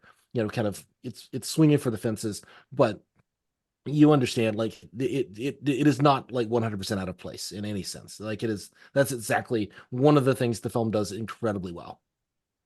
Yeah, and I think it's not trying to give I wanted to shout out Ryan Eggold, actually, who plays Walter, who's kind of like the cell leader, who gives, I think, low key one of the best performances in the movie. As this guy, like one of the things that I actually found really funny when I was watching this was the fact that Ron gets the call back immediately, and he's obviously surprised by that. That's obviously that the film is making a point of that. But obviously, like this guy Walter, who's trying to be the lead, is very serious and do it properly, and be, he looks constantly harassed in his attempts to, can we just all behave and be sensible and maybe not all be drunk all the time and talk about this like it's an actual thing. He's surrounded by people that are various varieties of chuckle fucks, and the thing where he calls it back immediately, and he's obviously so desperate. Oh yeah, you expressed interest. Hi, can we meet? I like Ryan Eggold. He's one of those guys he's obviously incredibly sort of handsome Hollywood actor type guy, but there's also something about him. He looks kind of creepy, and he's really weaponizing that well in this film. It was hard not to occasionally sympathize with the character of Walter. I had to kind of occasionally, no, he's a Klan guy. You're not allowed to sympathize with him. It was kind of instinctively I wanted to, because I've kind of been there, in my own way. I get that. I get that as well. And so I'm kind of following these guys and just going like, I am surrounded by morons. Like, Right, yeah. it was it I am cultivating a fan base of fucking morons, and they know they are, and yet that's how you maintain a following and get money, is like you just have to. Oh man, yeah, no, it's I mean, there's a lot to like there. There's a lot to like there. yeah. Yeah. Another one of the funny notes in the film is that Walter wants to retire from leading the cell, and Yeah. his the only guy that he can think of to appoint as his successor is the guy who's Just actually an wrong. undercover cop, because he's the only one in his group now who's halfway sensible seeming. Yeah. Yeah. Which I was to again say, totally happens. Like I have known, like there have been anti-fascists, like anonymous anti-fascists, who get like appointed moderators of like Discord chats and stuff because they're the only people who actually give a shit enough to do it. Like it is Yeah. wild how like accurate a lot of this is. Like this is yeah. insane. Yeah. It If we also can, it would yeah, go ahead. Yeah, go ahead. Sorry. Yeah. sorry, yeah, I was gonna say that the whole depiction of the Klan, also, if you guys have seen Django Unchained, struck a lot of notes about the great KKK scene in Django Unchained, where like they are presented as like the like badass villains at first writing, and then they all of a sudden have a complete breakdown because they can't see through the eye holes of their hoods that the wife cut for them. And I fucking love that in Django Unchained, and the whole Yep. movie, or all the scenes in BlackKklansman with them give me very heavy vibes of that, like just complete uh incompetent morons trying to I I accomplish think something. I think given Spike's comments about Django Unchained, he might not like that comparison so much. But Yeah, I am honestly, I am broadly speaking a Tarantino defender. I love Django Unchained. It is not oh, unproblematic, as most of Tarantino's best work isn't, but I don't think Jack has seen it at all. And I think Jack would despise it. So I I don't have think we're ever. no Oh, have you seen it? this. I have seen Django Unchained. I saw it back in the day when it first came out, Oh, and okay. uh-huh. I remember it was one of those films where I had to say to myself, I don't know how I feel about this. I have to file it and go back to it another time to work this out. And of course, I never did. But I do want to, because very much to my surprise, when you and I, Daniel, did Inglorious Bastards for an IDSG bonus episode, I really fucking liked it. So I Hell on the yes. basis of that, I Yeah, thought I really need to go back to I, Django I Unchained, would I would which I will do. argue I would personally argue that Tarantino's two best films, and you know that I am a Tarantino fan, like I am a stan of Yeah, Tarantino. As are we. I think yeah. Hal and I both love him as well. I think his two best films are Inglorious Bastards and Django Unchained. I don't think there's any like those are his masterpieces. I've been less inclined to like Tarantino. I I thought Hateful Eight was I like Hateful Eight. I think it's kind of a fucking mess, but I like Hateful Eight. I think it's doing some interesting things. Once Upon a Yeah. Time in Hollywood is like just it's just the wrong take, man. Like you're only gonna make like two more movies, and you're gonna do like look at how great Hollywood in the 70s was. And old guys still get it in them sometimes, and also um and also Bruce Lee wasn't a thing. That's Yeah, just yeah. not like, I don't know. That's just a bad take. I do love a lot of Once Upon a Time in Hollywood, but I thought he was going to go to a completely different place with that, and it ended up being very, very conventional in terms of what it's actually trying to say. And I think Tarantino is usually more radical than that. But yeah. So sorry, we got off on a Tarantino rant because No, no, I'm I, just I gonna do love it. so. But Inglorious Bastards is also probably my favorite of his as well. I think I Inglorious Bastards might be my all-time favorite movie. Like in terms of, really okay, cool. yeah, Yeah, I yeah, think in terms of favorite as opposed to like critically apprised as best. Although it would be up there for that as well. I think Inglorious Bastards. If you ask me, which movie have you seen the most times since reaching adulthood, since like, after the age of like 25? It's uh, Inglorious Bastards. Like there's no question. I will put that on. That is comfort food for me at this point. Like yeah.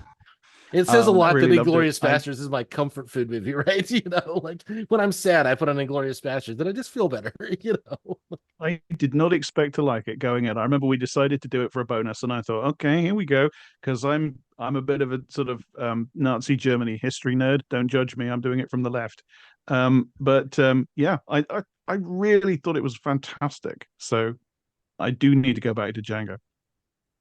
yeah, Yeah, and I think like, well, uh, Inglorious Bastards especially, but Django too, I think are similar to Black Klansman in the way that they're also commenting on like cinema and film's role in the time periods that they're depicting, which is why I think it's so funny that Spike and Tarantino got in that beef about it. Well, they had a beef all through the 90s. I don't know. I Very mean, similar. I think you're young I, enough to not like remember this viscerally, but I first started like getting into movies in like the mid 90s. I first started like yeah, as a teenager on like very early like web forums and stuff, And they were always like sniping between uh-huh, Tarantino and Spike because they were both like kind of lefty filmmakers doing things with race, doing interesting things with race, who just couldn't stand each other, like who just didn't get each other's work or whatever. And I think that I mean Spike Lee said famously about Django Unchained, well, you can't, slavery was not a black exploitation movie. You can't do slavery as a black exploitation movie. I agree. I think you also can't do the civil rights era in the Klan as a buddy cop movie. But that's yeah, you know, I don't Yeah. know. I don't know. You do it well enough, and it works. But like, I think the criticism 180 degrees right back towards Spike Lee, and I don't know. Like, it's just, it's a problematic thing to say, is for like three white guys to sit here and like kind of criticize him for that. But I, I think the film that this reminds me of, like the problematized version, it reminds me a lot of Mississippi Burning, which is mm, the story of Yeah. what's that Mississippi? What's the town of Mississippi? I'm trying to. Neshoba. Neshoba. Yeah, sorry, my Mm, brain just completely, the Neshoba Three. It's the story of the murders of Yeah. three civil rights workers Well, in it's a Mississippi. heavily fictionalized version. I mean, But they've changed the names and in which everything. the Yeah. heroes are the FBI. Oh, the FBI. The heroes are the FBI. And this is very much like, it's the story of like how you combat the Klan, what the Klan and what white nationalism and what white power movements are actually like. And the cops are the good guys. Like that's and that's ultimately the Yeah. criticism I would have here. yeah. So sorry, I keep taking over. It's because I No, run my own that's podcast. So actually I was actually going to ask you more about that, and I wanted to hear more on your takes of the of propaganda just in general, and it's how it's depicted in BlackKklansman. do you want me to get Jack? Do you have comments on this, or should I No, just you kind of you roll with you it? go Yeah, ahead. I got yeah, something I can say, but if you want to, yeah, sure. Yeah, go no. ahead. Um, Look, I grew up as a fan of action movies in the 80s and 90s. I like my action movies now. I have watched like the bulk of the first 20 seasons of the original Law and Order. Um, Uh, Propaganda, like cop Whoa, movies. Law and Order. Woo-hoo. Law and Order. We could just do Law and Order episode by episode and just do Yes. the podcast that If brings everybody down every week. It would we've be said great. this, haven't we? If Yeah. one falls out of the, following around If the all the Nazis Nazis, if all the market, Nazis are done, yeah, if they just stop producing content, it's going to yeah, be the Jack and Daniel do Law and Order casts from hell there on yeah. forward. Yeah, episode no, by episode, yeah, episode by episode, starting from the beginning. yeah, with No, George Zunza. I'm a, I, you know, you can't like movies and not like cop movies in a Right. certain sense. Like they're Yeah. I mean, designed to make you like them, and it's a like look. fortified like subgenre. Yeah. Right. I mean, it's like a hyper genre. It's like it's not even Yeah, like it's beyond a genre. It's beyond a subgenre. It's just this is how movies are made. There are cop detective stuff is thrillers. almost all cinema now. Like it's almost all television. If you look at Yeah. Netflix, it's just cop show, cop show, cop show, cop show. It's everywhere. It's almost just what we do now in Western storytelling. I mean, there's an old like TV tropes bit where it's like, you get people with all these like magical abilities and then they fight crime. They fight crime is like suddenly the thing. That's the thing you do is like, I have the ability to travel through time and I fight crime, because it's just like, that's just how you tell stories. It's so effective. And it's just not the reality of like, certainly American policing, but it's like police in general. And BlackKklansman is not, I mean, I don't think it's even like a particularly bad example of propaganda. I don't think I mean but it does the thing that all these things do is like it presents like, well, there are some problems like upper management, the brass are just kind of like they're Yeah. breathing in your necks. They're not letting you pursue the thing that you need to do. Ultimately it's a job you have to do. And there's this one really racist guy that everybody apologizes for until things go too far. And then like he gets taken out and the brass is perfectly okay with it. And it does the thing of like there's the one bad apple, then that's the guy Yep. who literally that particular person harassed Kwame Kure, and that's the thing that has to be taken out. Like you get rid of that guy and suddenly it's all Yeah. hunky dory. We're all friends here. We're all doing the thing. You know, Ron Stallworth never experiences any like, I mean, beyond that one guy, you know, he's pretty accepted within the department. I mean, they mock him for his hair, they mock him for, but you know, it's gentle hazing. There's never a sense that like there's Right. actual systemic oppression from the police. There's never a sense that there's actual oppression, even to his lifestyle. You know, they don't make him cut his hair. He gets to keep the natural. You know, Uh, they even the chief is like, I like it, keep it. You know, like there's no. This is the kid, and this is the you know the bumper bowling version of this story. This is you know we're doing this in a very like narrow lane because ultimately the story that Lee is telling in the story that Stallworth is, I mean, you know, a former cop who worked for years in the police force, this is not going to be like hugely critical of police. This is just what it right. is. And I struggle to think. I mean, thinking again, I'm not like hugely conversant with Lee's career, but despite the fact that he has made films about race and about, you know, crime and about, you know, kind of the problems and you know that that ordinary African Americans face, like there's never a sense of like I don't know, I don't remember an example. I'm sure there may be examples that I'm just not aware of them, but there's never a systemic like analysis of the police as like inherently bad. It's always like racism is bad, but racism is caused by like individuals having like bad thoughts, you know, and that's a fundamentally like liberal apologist kind of version of this. And I don't Yeah. know, like again, I hate to make a blanket statement because I have not absorbed his work to a deep level, but I'm just not aware of an example of that. And BlackKklansman just does not do it at all. And so yeah, it's propaganda because like almost every movie made of this kind is propaganda, and it's bad because we're like doing something more interesting with this, and it almost kills the movie for me. But I think again, the good stuff in it is worth. You just have to accept that that's what you're sitting down to. You're sitting down to liberal propaganda. You know. Yeah. And I was while I was watching, I was trying to think first off, is there a distinction? And if so, what is it? The difference between movies that are propaganda and movies that feature cops that maybe aren't. And I think maybe the distinction that I came to is that BlackKklansman and movies that we would classify as propaganda, I think ultimately the thesis is that the institution works at the end of the day.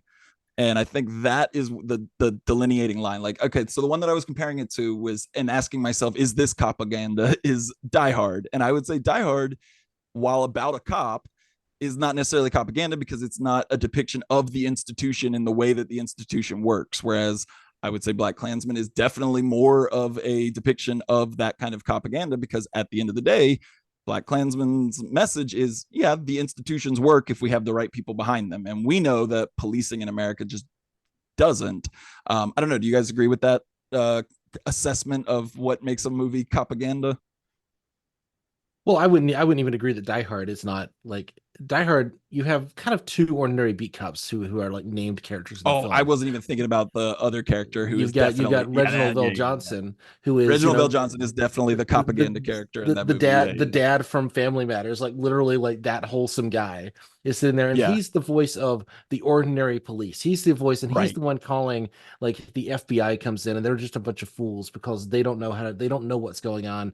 They're not, and so it's very anti like the feds coming in and not knowing what's going on and kind of showing swinging their dicks around. But it's very Uh, much like it doesn't present the cops as fundamentally broken. It presents them with this like horrible situation of this like terrorist in Nakatomi Plaza, and like and doing the the best that and they the and can or the whatever. Yeah. good-hearted normal cops are the guys who are like on the side of the good here, and it's like the big wigs are the ones who are like manipulating this and who are kind of fucking things up. Like so I think Die Hard is absolutely propaganda. I mean, it's less overt than this because it's Right. less Yeah. Yeah. central to the film. But like, I honestly like if I sat down at like the only thing that I could think maybe is not like something like the original like Harvey Keitel Bad Lieutenant, in which like it Oh is yeah. Yeah. just Harvey Keitel going around and like jerking off on people and shit. Like, okay, that's not propaganda. That's showing like, but even though it's like Bad Lieutenant, it should be Ordinary Lieutenant. This part of the this Right. is Yeah. part of the Yeah. Yeah. job, Standard lieutenant. like it should be called SOP One of the lieutenant. it should be Yeah. called the standard regular operating lieutenant procedure, right? The later Errol Morris film rips it off, but no, no, baseline average quality lieutenant. Yeah, I mean, again, it's hard for me to even like I'm sitting there thinking about it. Like, can I find a movie that isn't that isn't propaganda? It's like you have to go like that extreme to get one that's even like questionably not Yeah. propaganda. Like, Yeah. yeah. Another film that is not propaganda. Yes. Super Troopers. That is Oh 100% yeah, that's a great one. accurately. That is Yeah, yeah, yeah. yeah. The where the cops just fuck with you just because they can. Also Reno Because they can. 911 in a similar vein. Like that's how to Yep. do that's how to portray cops without it being propaganda. That's it. That's the one. And I even thought those And are I thought playing about with kid kids gloves. Sorry, what's that? kind of as a limit case, which is Sidney Lumet's Serpico, which is a movie that I love, by the way. oh, Great that's a good movie. one. Yeah. Yeah, yeah. But it's about it's I mean, the problem with the police in that movie is that the police are corrupt. The Yeah. implication being that if they worked the way they were supposed to, everything would be fine. And you have the central figure, of course, of Frank Serpico, in brilliant early Pacino performance, fantastic. But it's the hero cop, isn't it? Even Yeah. in the midst of all that corruption, it's still propaganda. The sort Yeah. of the outside ideological pull is so immense that it just kind of recuperates the image of the institution almost no matter what you do with it on screen. Another one I thought of Q&A, in which Nick Nolte is a like horribly racist cop who has like literally like framed people and then killed them in the process.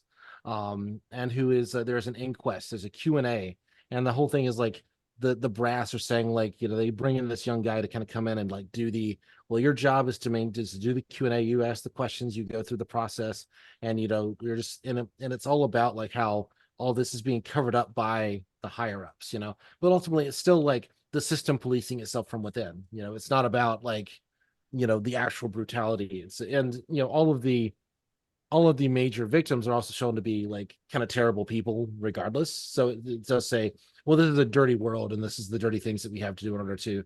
And I think again that's another limit case. It's just like, how do you do this without without Yeah. hewing to this? I mean, you almost you had to make something in which the cops are the actual like villains, in which you are Right. that's the only way to do it. Oh, I thought of In a one as way, well. Go ahead. I'm sorry, even if Jack. you do away, like there's that FBI report about how they find it so difficult to work with local law enforcement all across the country because local law enforcement is so completely infiltrated by far right organizations, by people who are members of Mhm. far right organizations, not to absolve the FBI, obviously, but they have a problem working with local law enforcement in America because they're just everywhere. So you make a film about that. You make a film about like what were those guys called, the Linwood Vikings. Like, it's this gang of cops in California that were just like Mhm. a criminal gang inside the cops, and they're all like Nazis. You're still kind of it's still kind of about the idea of deviation. Whereas the fundamental problem with the police as a system is not that it's got loads. I mean, it's a huge problem that it's full of far right extremists and people like that, and criminals and crooks, and that there's corruption and so on and so forth. But the fundamental problem with it, of course, is that it exists to protect the private property of the ruling class and the stability of the system that allows them to be the ruling class in the first place. And that's a difficult thing for any piece of capitalist media production to even attempt to get at in the first place. Yeah. And well, when you guys said that the cops have to be the villains, the one that made me think is can't I think is maybe the most pure non-propaganda is, have you seen David Simon's recent "We Own This City" about um he goes back to Uh, Baltimore again, but it's about that rogue group of God, what the gang task force unit in the Baltimore Police Department, who were basically uh constructed with very little like oversight or reason to exist other than to combat gang activity, and very quickly just turned into a crew of fucking gangsters, like literally robbing people on the streets of Baltimore. And it is I mean, I think The Wire is a pretty huge indictment of Baltimore policing as well. But with The Wire, you do see like the good cops supposedly, but with We Own This City, it is purely like an indictment against the Baltimore police. It's quite good. I would recommend it. you know Um, the Molly Maguires is a movie from the 70s with Sean Connery, Richard Harris. It's about uh-huh. the yeah, that's pretty good actually because that shows the the local cops, I think it's Frank Finlay actually, kind of plays the local Irish police chief, in this mining town. He's just openly working for like the big mining company that basically owns the town and keeps all the working people as slaves. And he hires the Pinkertons undercover detective Richard Harris. And although the film goes into, it's kind of an interesting companion piece to BlackKklansman. Now I come to think about it, the film goes into some of the moral ambiguities of the undercover Pinkerton detective guy's situation as he infiltrates this cell of saboteurs, Uh-huh. Luddites, I suppose you'd call them, like radical cell of terrorists, working class terrorists against the domination of the mine owners. Um, but it doesn't, it's not depicting him in a positive light. So Sure. that might be an interesting point of Yeah. comparison. That's a great I film. might I love add that that. movie. I might add that to our list of movies to cover because that's been one that I haven't seen but have always wanted to. So add that one to our list. Um, I do want to get towards the big like climactic scene, which as like filmmaking goes, I really really love the not necessarily the bombing sequence, but the sequence leading up to the bombing, which is Yeah. so the plan that's in place is they're going to plant a car bomb at a rally of the Black Student Union. But the kind of bombing is happening simultaneously with I don't know what they would call it, the induction ceremony of new members to this KKK group. And we That's a also great scene see, as well. No, yeah, it's again one of my favorite scenes in the film. I mean, I do want to go through some of my favorite scenes at the end just sort of yes, like highlight it, but yeah, yes, no, please do. yeah. Um, but it's cut back with an appearance by Harry Belafonte, telling the story of a young boy named Jesse Washington who was tortured and murdered by a lynch mob, and it is extremely effective in the way it building the tension just from a movie standpoint of the editing of jumping back and forth. And at the same time, it's kind of the part where our two characters are either going to or not going to get found out, and the bomb is either going to or not going to go off. Truth of the matter aside about the bombing, I do think that is probably Spike's like best sequence in the movie. That the kind of induction ceremony juxtaposed with the Harry Belafonte monologue. Did you guys enjoy that as well? I heard Daniel say you liked it quite a bit. Yeah, and I like that as well. Yeah, really Yeah. great stuff. Well, since we're Well, on that, Daniel, you what need are you need the bomb just to talk about that sequence. You need the bomb to give the movie an ending. You need some event of that sort to give the movie an right? ending. And we've been seeding through this whole movie this character of Connie Kendrickson, who is the wife of one Felix, of yeah. Felix. She's Felix's wife. This is also another character that rings very true to me because it is Oh common yeah, for the wives of these guys to be even more extreme than they are, for complicated sociological reasons, of course. But that is an amazing performance, and she sinks her heart and soul into being as joyous a racist as I've ever seen depicted on screen. She reminded me of Emily Eucas. Emily Eucas is an actual real life Nazi who loved being like the most shocking one in the room at all times. In fact, I think it's time to do the Emily Eucas episode. What do you think, Jack? I think it's I'm hell ready for yeah, it. I'm ready Yeah, for it. Yeah. I'm So up for that. yeah. yeah. So She is great in the movie too. no, she's amazing. It's. I mean, if I had to pick like one like minor character who's like this is my favorite performance, that is the one for me. Like that is absolutely the performance that just tickles down your spine. The question you asked me was, what sequences work? I think that the entire thing of, the induction sequence, paired with like cut between Harry Belafonte's speech about the lynch mob that he witnessed as a child, I that is incredibly powerful, Mhm. because you see like what I think one thing that like kind of in the liberal mind comes across when you start talking about these is like, well, there are black radicals and there are white radicals, and there are black radicals who want to move back to Africa, who don't want to be around white people, who use, I mean, you can who commit racially infused violence against individuals, and like isn't that kind of the same thing? And like I'm never going to suggest that like committing interpersonal violence on innocent people is ever going to be the right thing to do, but the black radicals are responding to like real socioeconomic and real like Yeah. political things. Right. They are reacting to the racist society they find themselves within. Whereas the complaints of like the Klan members are, I don't want to be around these black people. We see them, they live, not wealthy lives, although Duke is arguably different. I mean, he's the leader he's the leader, he's doing his thing. But like these people live in the suburbs. They live in like in nice houses. They have families, they have wives, they have, all these things, and they are not being personally threatened in the same way.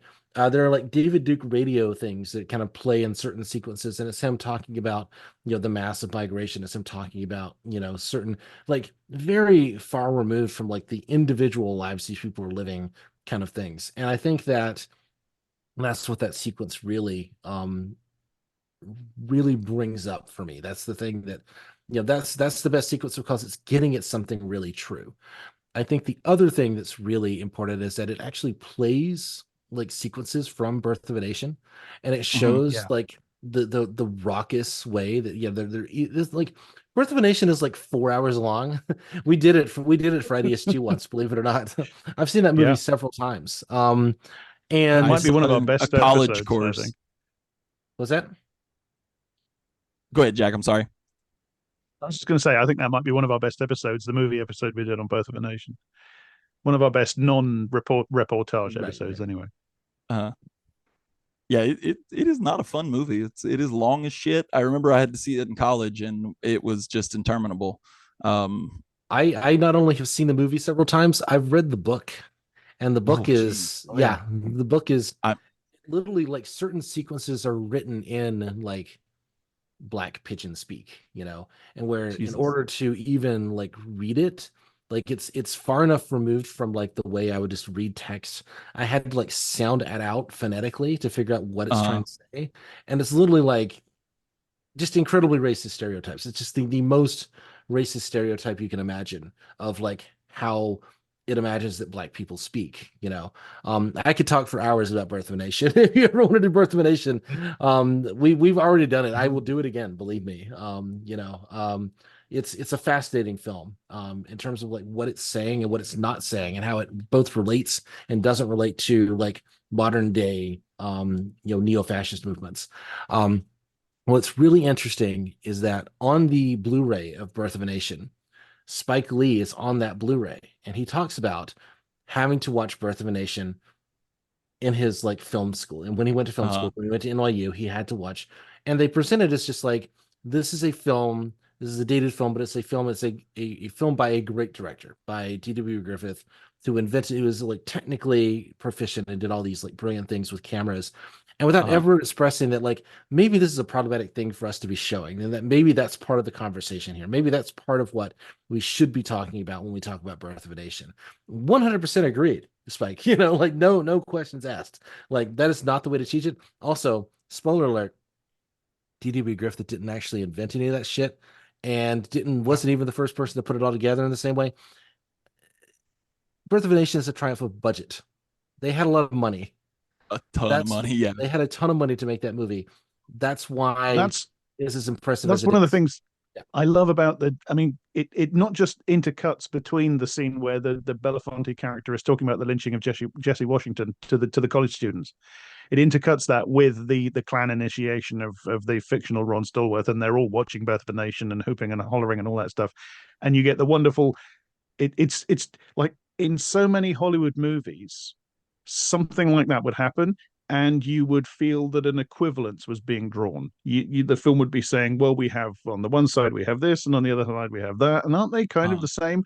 And this film is I think, I mean, for me, people might disagree, but for me it's resolutely not doing that, because on the one hand you have the black college students listening to an actual account of a real thing, and you have the horrific photographs that were taken of the lynching of the murdered body, and the fact that they were sold as postcards. That's all true, and they're reacting to it in a humane way, in an empathic way, to this very dignified performance, and then on the other hand you have this ludicrous, vicious sort of barking mob of baying people who are reveling in a crude fantasy. That's what they're watching. They're watching what is the crude nothing more than a fantasy. crude, vicious fantasy. And I love, just to say the one thing I wanted to say, which is that I love that Belafonte's character mentions Birth of a Nation when he's talking about the resurrection of the Klan in the 20s, and he calls it a blockbuster, which is absolutely true, because that's the thing about Birth of a Nation. It was huge. It was a big budget blockbuster. It was promoted. They marketed the shit out of it. Everybody loved it. It was the Avengers movie of its time, and it's that kind of filmmaking that has gone from Birth of a Nation to the big Hollywood movie of our time. And I love that the film draws that comparison, that nest of comparisons. That's a great bit. Yeah, no, absolutely. It is perfect. And Belafonte himself has long been an activist in these circles and has done, he is unfortunately lost to us now, but just so much of his early filmography is fundamentally built into like kind of in analyzing this stuff. It's just he was doing it back when it mattered, you know what I mean? And so it's great to see him, and clearly Spike Lee is very happy to let him have his kind of moment in the sun. It's a great little moment. It's a great performance. It's a great sequence.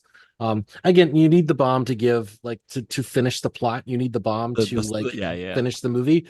It didn't have to be a bomb. It could have been an assassination. They could have said like, look at this girl who's putting up all these flyers, but then you have to make Patrice more of a character, and you have to get more involved in her activism, and clearly the film isn't interested in like that sort of thing, and like it wants to pretend that what it's doing is to make Stallworth into this question of do we work inside or outside of the system? But we're really only given the inside the system answer here. We're never given like a depiction of what outside the system looks like. We're just shown like radical thought. We get that brilliant sequence at the beginning with Kwame Ture, but we never see them like doing anything. They don't explore that further. Just and there are people out here that and of course, like the real work of like infiltrating these movements and like analyzing them from the inside, that is not done by the cops. That is done by anti-fascists, very much against the will of the police. The cops are infiltrating the Black radical movements and destabilizing them. Yeah, and then the radical movements are infiltrating the Klan. I mean, it's just I cannot have more respect for the anonymous anti-fascists who do really horrifying work. Like it is just amazing. I never cease to be impressed by some of the people I know.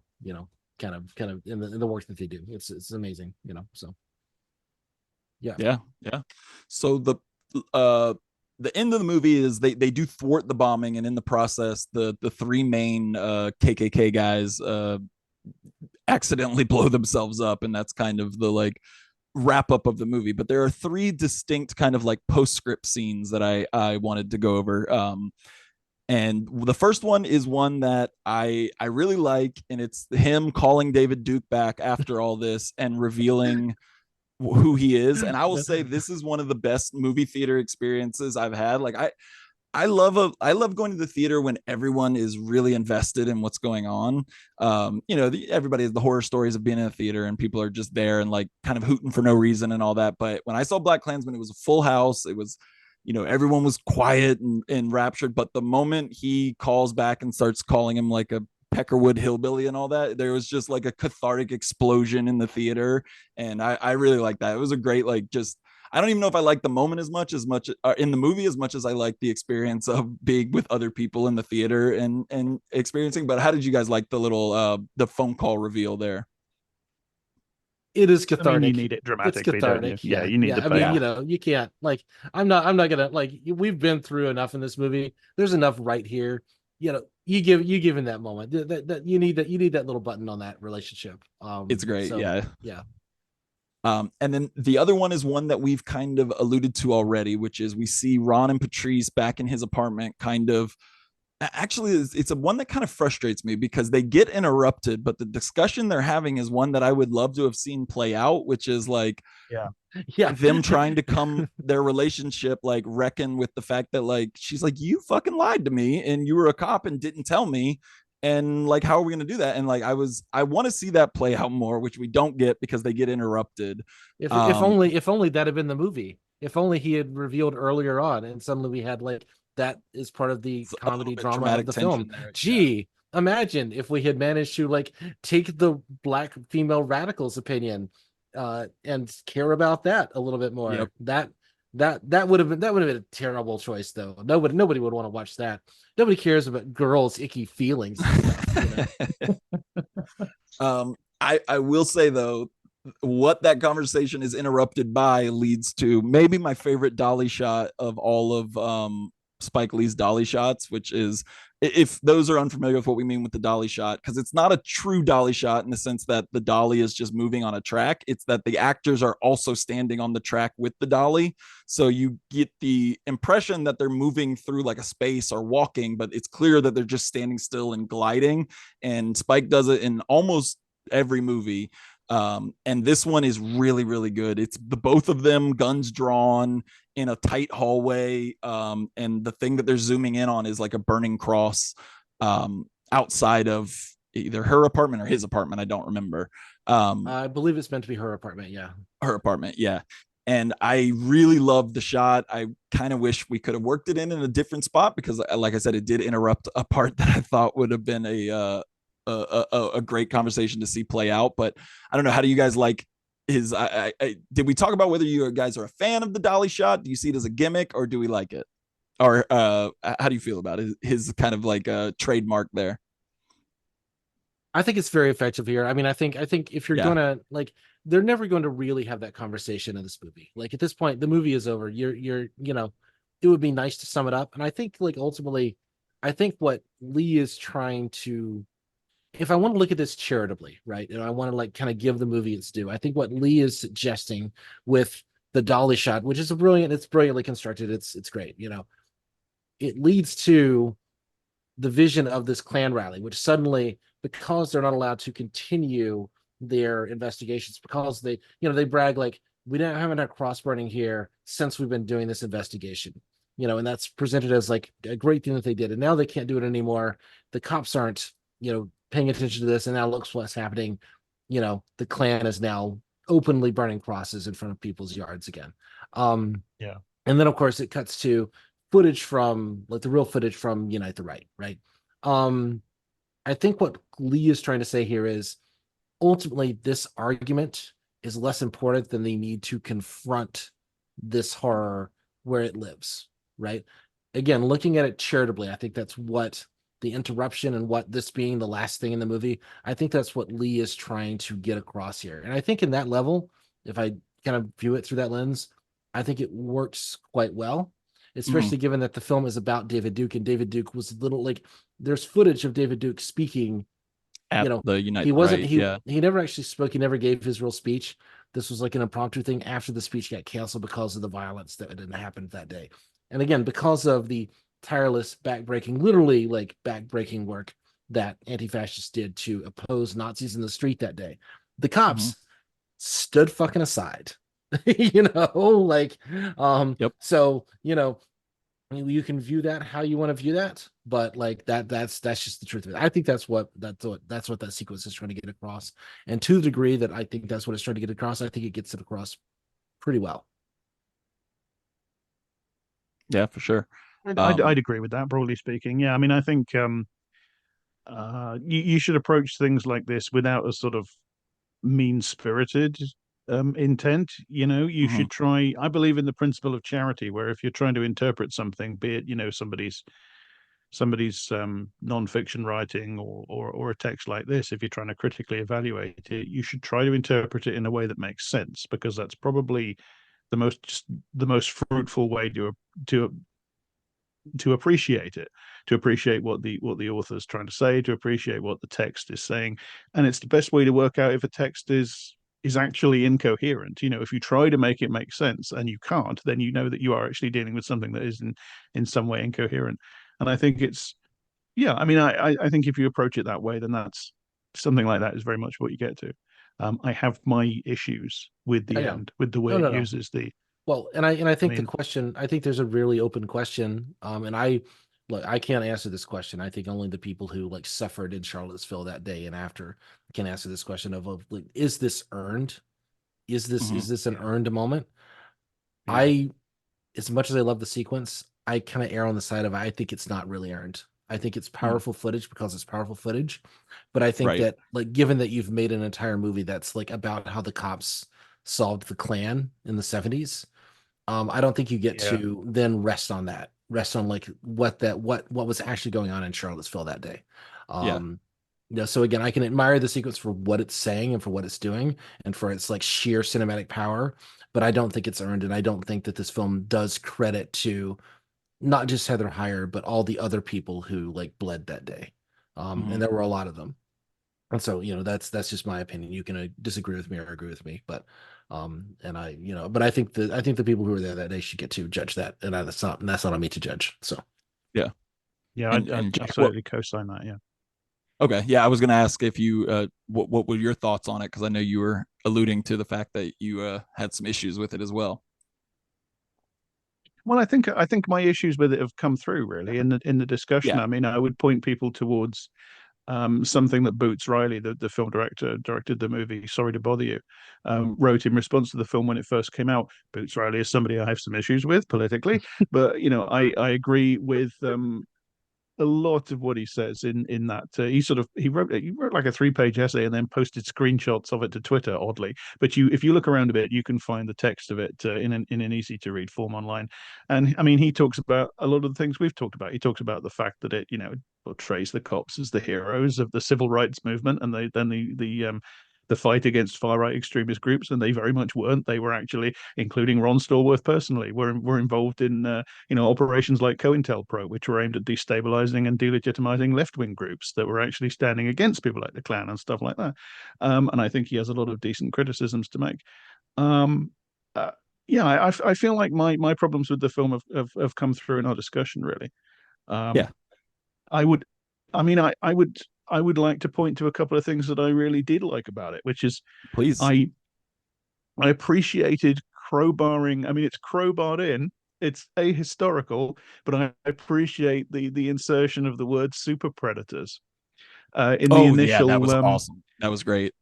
yeah, in the initial sort of, as I say, the mock-up 50s Klan information film with Alec Baldwin as Alec Baldwin. Dr.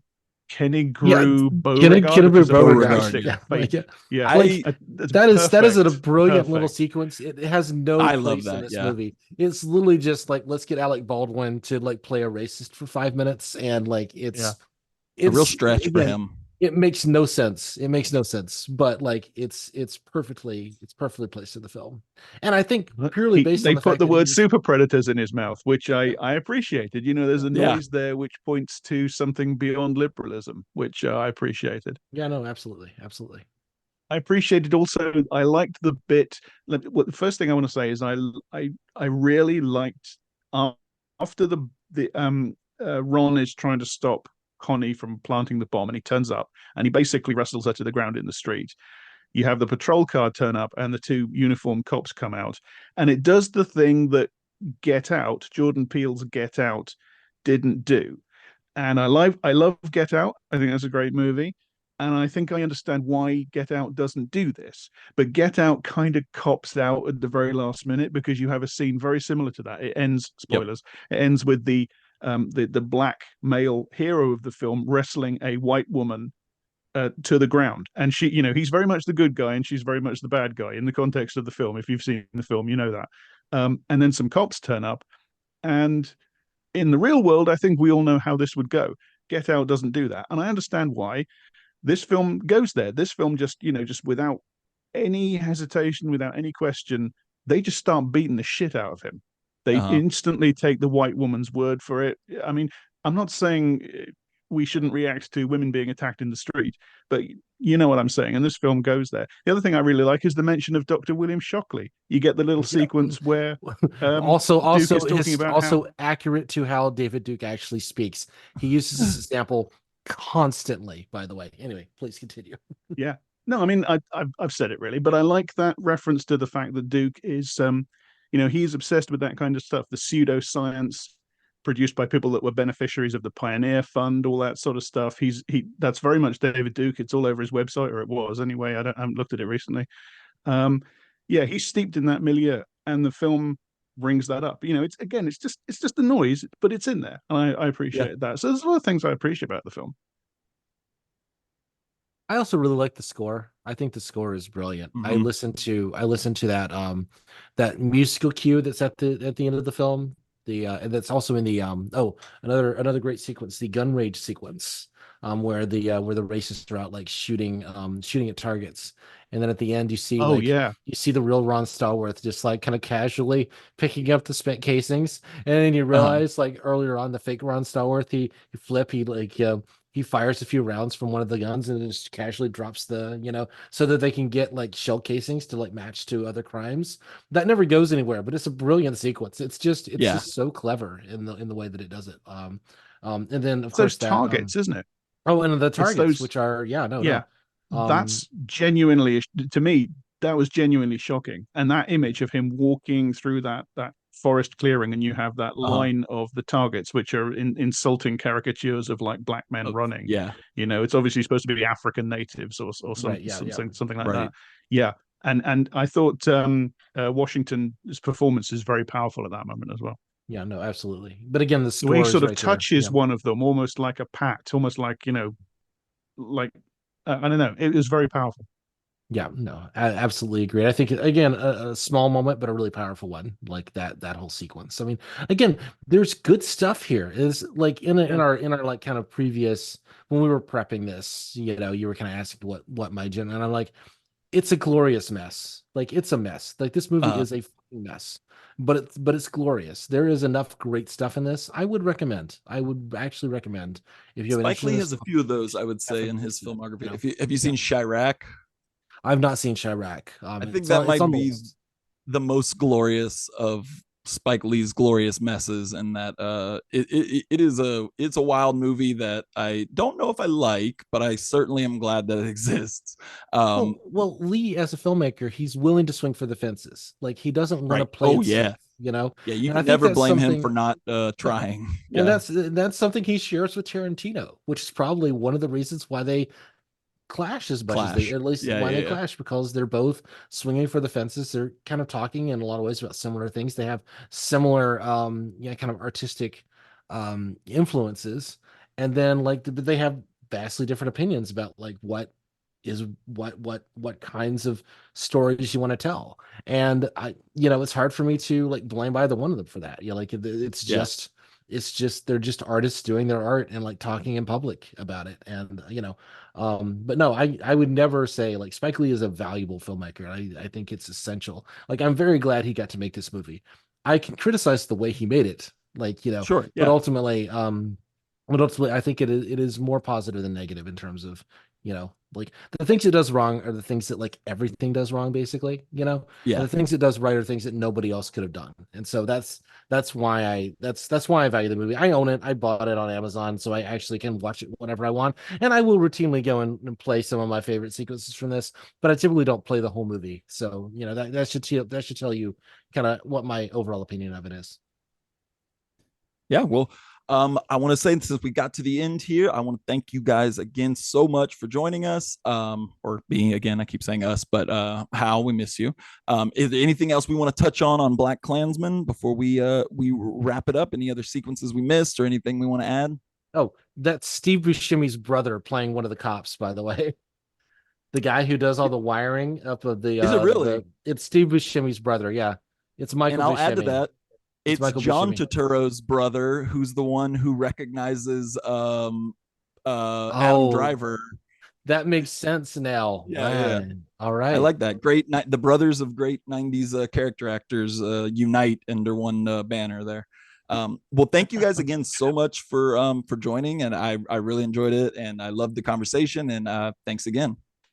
All right. No, I enjoyed it. I would come back if I'm ever welcome back after all the Well, we got bullshit to I do that pulled Birth of about. a Nation episode. Yeah, I need to watch that movie another three times, like I might just one let you more Yeah, carry it. So one more thing about Birth of a yeah. Nation.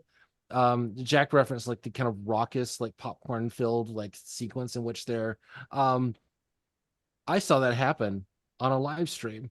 There was a Oh now no. defunct YouTube channel of like, oh, I we're gonna wondered if you were play. gonna. we're gonna play. I wondered if some, you got to like, bring this up. we're gonna play some Nazi movies, and we're gonna play Jesus. like some old stuff, and like that's in the public domain that we can just play.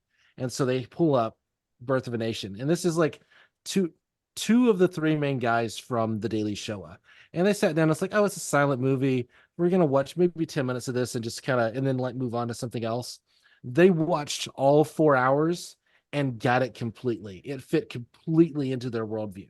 Like Jesus. it was, they got it. They knew exactly all the like subtle things. There's a subtle thing. If you haven't really watched the film, or you haven't studied the scholarship of Birth of a Nation, the white actors in blackface are meant to be like half cast. They're meant to be mixed race people. They're meant to be mulattoes in the film. These are the ones who are the most violent. The film Birth of a Nation is saying that, like, well, look, black people know their place. They're the ones, they work the fields, they do the thing. They are perfectly fine to have in our society because they know their place. The real sin is miscegenation, because that creates these smart enough to be dangerous, but still violent because they're black. And these guys got it instantly. They knew exactly what the film was trying to say. That speaks to the power of Birth of a Nation, even in 2017. It's amazing. It's amazing. Yeah. That video is no longer on the internet. Guess who has a copy? Yeah, nice. Yeah, well, I can't imagine subjecting myself to that. So thank you for relaying the Daniel does this. Yeah. This is what Daniel does. He subjects himself. He subjects himself. What is the worst thing? What is the most racist thing you can imagine?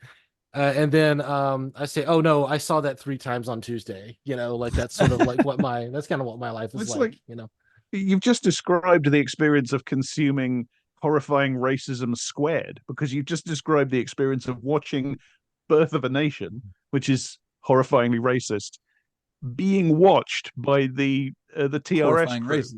Yeah, and listening to Mike Enoch being horny about Lillian Gish in 1915. There's that too. You've got an iron stomach, my friend. Yeah, well, you know, you do it long enough, and you just you gain certain superpowers, and that's my secret, Captain. I'm always listening to racists, you know. And that's you need to fight crime. Yeah, no. I'll plug it one more time, and I'll also put it in the show notes. But Jack and Daniel's podcast is called I Don't Speak German. Get it where all you can get every other podcast, that whole spiel. But I'll put it in the show notes as well. I would like to shout out just that each of us has a Patreon. Like we don't have a show Patreon. Each one of us has. You get our bonus episodes by giving either or both of us at least $1 a month. And all of our bonus content goes out to anyone giving either one of us $1 per month. So it would be nice if you support both of us. I think we both do. I Don't Speak German is a co-production, you know. It makes more sense for us to keep individual Patreons because we live in different countries and et cetera, et cetera, et cetera. But so anyway, just to let you know, that support is highly appreciated. I'm not sitting here begging for money. You get a whole bunch of shit for free, and you get a whole bunch more shit for $1 a month. So you know, if you're interested, please, I could use your dollar. But you know, if not, it's all for free to you. Thank you. And again, I'll link to both Patreons in the show notes as well.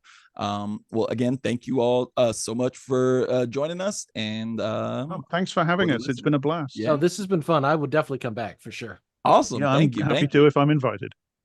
Yeah, certainly will be, because I had a great time, and I would love to do an episode with Hal when she's not sick and available. So we'll have to make that happen. Yeah. But for the listeners, we will catch you on the next time. This is usually where we announce what movie we're going to watch for the next one, but Hal and I have not had that conversation yet, so we'll leave you guessing. Thank you. Bye. Kill